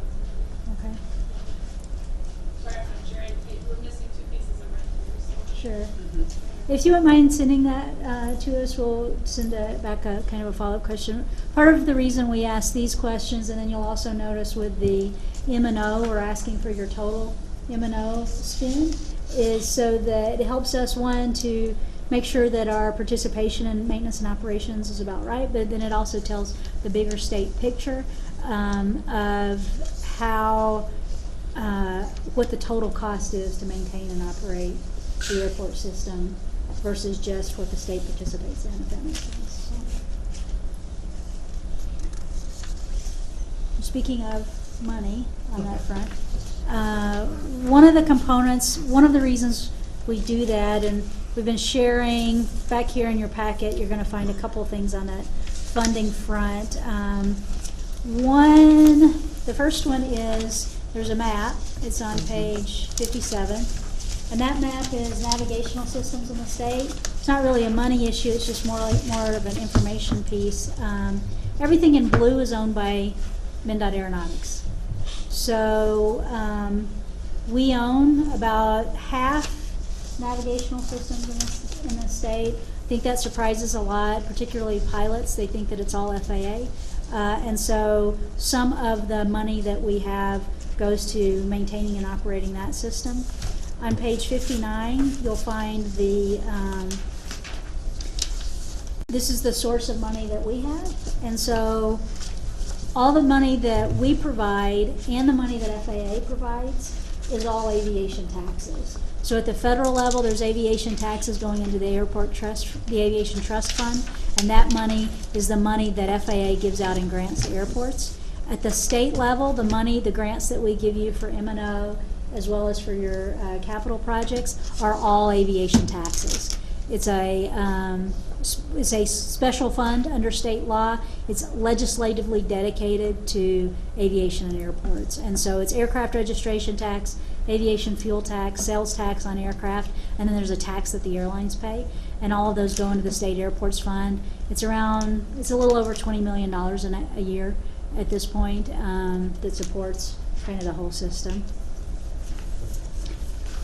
Part of our asking, so the next thing you'll find in their page, on the back side, I forgot we added this. We show how that tax dollar gets split in Minnesota. So when you pay an aviation tax in Minnesota, 70% of that goes to the airports, and that's a true 70%. There's no salary in that. There's no administrative cost in that. That's 70% cash out the door, if you will. 10% going to those navigational systems that we own and operate. So you can kind of see how that splits out, where those aviation taxes are going. The page 61 it's a bit out of date. It's really about telling the story.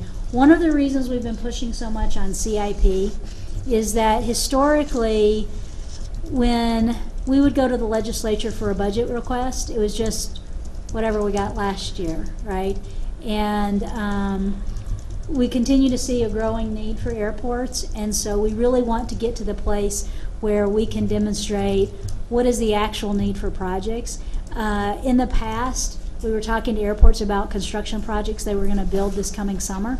We would talk to them in the fall, and then within a year, within 12 months, talking about that project. The reality is, the budget work that I have to do that then goes to the governor's office and the legislature, I have to identify the dollar amount we need about 3 years in advance of that, because we're on a biennial budget and that cycle. And so we've been really trying to educate folks about that process. So particularly large projects, but all those little projects add up, whether it's just a crack ceiling, all of those, that's really our bread and butter.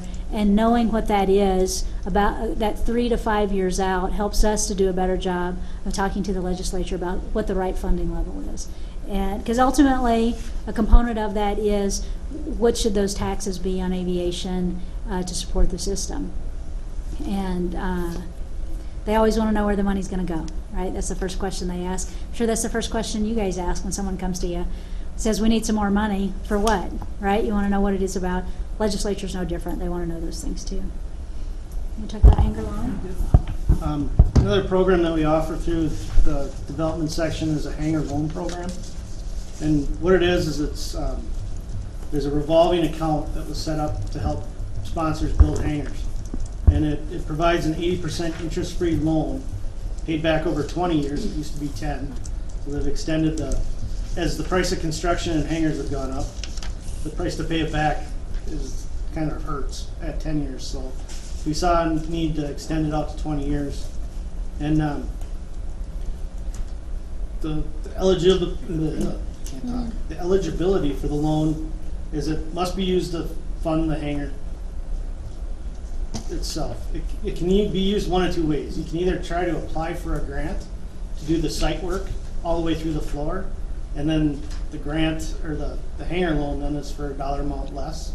But if you don't have it on your CIP or something like that, you can do a hangar loan project to get the entire cost of the hangar, from the site work all the way up through. So realistically, you probably want to get the site prep work done as a grant, because you get a little better return in there. And the hangar loan program, then you would just be responsible for paying back the hangar building itself. So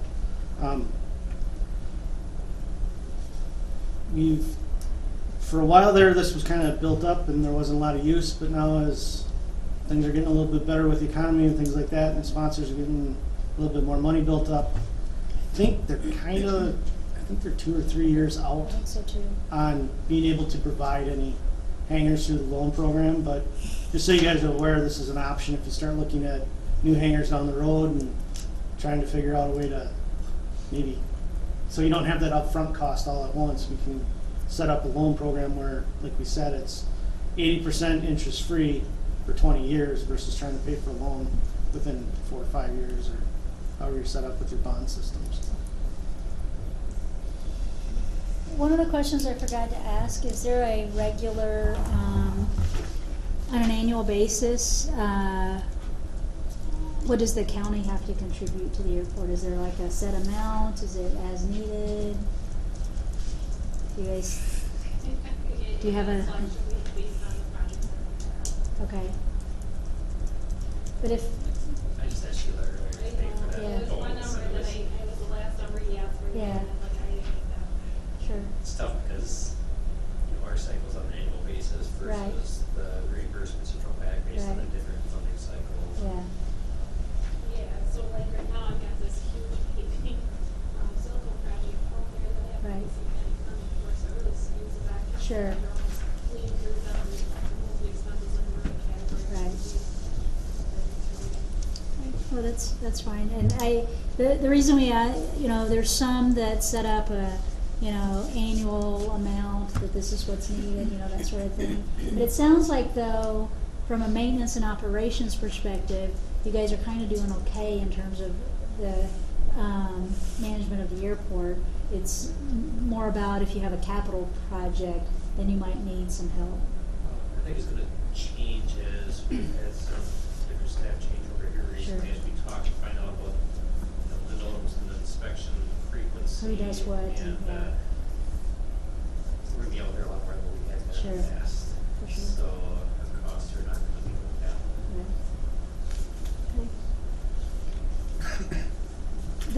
You'll also find some maps in your handout. Julie's actually not your planner. She's substituting for Kevin that couldn't be here today. But we have some different regions. So you have a planner, you have some contacts in development that do more of the engineering work. Then you also have, for FAA, you have some contacts here as well. And we're always happy to help answer questions when you have them. If you get a letter all of a sudden in the mail from FAA, never hesitate to call. FAA is a gigantic organization, and it's not unusual for a line of business to reach out and contact an airport. And they're not going to translate what they're saying into layman's terms. They're just going to give you a whole bunch of information and expect you to know exactly what to do and how to do it and when to do it. The airport's district office, the FAA folks who are in this office, are more than happy to help you sort of navigate the bureaucracy of FAA. So always reach out to them if someone's contacted you about your airport. One of the first things we did on the fuel piece was talk to the ADO to see if they had been hearing things and all, because it's not unusual that they would be sort of in front door to FAA. So Julie, you want to talk a little bit about the SASP and where we are with that? Just very quickly, the last piece in your packet is, it's the executive summary of the State Aviation System Plan, and as you may know, that we look at the airports as a system, so we want to know lots of things like how far between crosswind runways. There are a lot of things that are in this document, but in this particular summary, there's just a couple areas I'd like to point out, and one of them is what Cassandra had talked about, getting that information into the CIP. We use that information, we actually put it into the system plan. We're gearing up to do an update to that. And so it's important to know what the needs are of the airport so that that can be shared and information getting out there as far as what the needs are. The middle piece is how we currently classify airports in the state. And in the case of Caledonia, you're an intermediate airport. And then that final sheet on the inside actually talks about what are those objectives, those system objectives for airports in any particular classification. So these are things that we're going to be working on and updating, hopefully within the next year to year and a half, I would say. And we'd like it to be a continuous system update so that the information is more real time than it is, every 5 to 7 years. So look for that as well. We don't really have much else for you guys. We Well- appreciate you having us. We know it's a long meeting with a lot of words, but I suppose I could do a little pun, the time flew by. Yeah, you're a drummer. What are you supposed to do? Thank you. Oh, thank you. Very informative. A lot that I certainly wasn't aware of, and but I'm glad that the majority of it Brian and Sheila are on top of. So And they're doing a great job taking care of the airport, and there's nothing wrong with wanting your airport to stay the size it is, if that's where you end up. There's plenty of communities that just right is just right, and so you might consider the approaches piece, though, as you enter that master plan, because it will have an impact on who ultimately can use your facility. So. okay, thanks again. Thank you. Safe trip home. Thank you. Oh, and we do go to Oshkosh every year. I was telling Jack that we invite communities to join us. We have a booth there, and the way it works is if you come and work in the booth with us, we provide a wristband for those days. Really? Yep. So you can bring information about your community. Some communities come and they'll run a little fuel discount and hand out cards. So then pilots will stop in on their way home from Oshkosh or the next year or two. So that's available. What's your requirement for working at the booth? A few hours a day. We don't make you stay there the whole day. We set up a schedule. It depends on how many days you're going to be there, to how much. But yeah, so each day we get a certain number of wristbands. Well, and so I'm just we thinking schedule it out. Andy is flying, so Andy and I could go over there and consider it a work day. Yeah. Okay, Sheila, come on. Yeah. County outing. I mean, there's You should go. tons It's fun. of. So we go and as we're working out who we're the MnDOT staff that are working in the booth, you know, we're working around all kinds of sessions. There's wonderful technical sessions. We can learn about a wide variety of things. I go and I have a lot of meetings. I meet with AOPA, I meet with FAA, just different organizations. So I mean, it's really a good learning opportunity. Oshkosh, Wisconsin. It's the end of July every year. I mean, if you don't. Yeah, the third week I of mean, July. you told me. Yeah. You told me to talk to Mary, and then scale to Mary, you said. But we always have a MnDOT person in the booth with you, so you'll be abandoned to answering questions about aircraft registration and stuff like that. Cool. If you don't want to operate that. Oh, okay. Here, Yeah. before we have a sidebar talk, motion to adjourn. Is there a It's second? under. I'll second it. Okay, whatever. All in favor? Aye. Adjourned.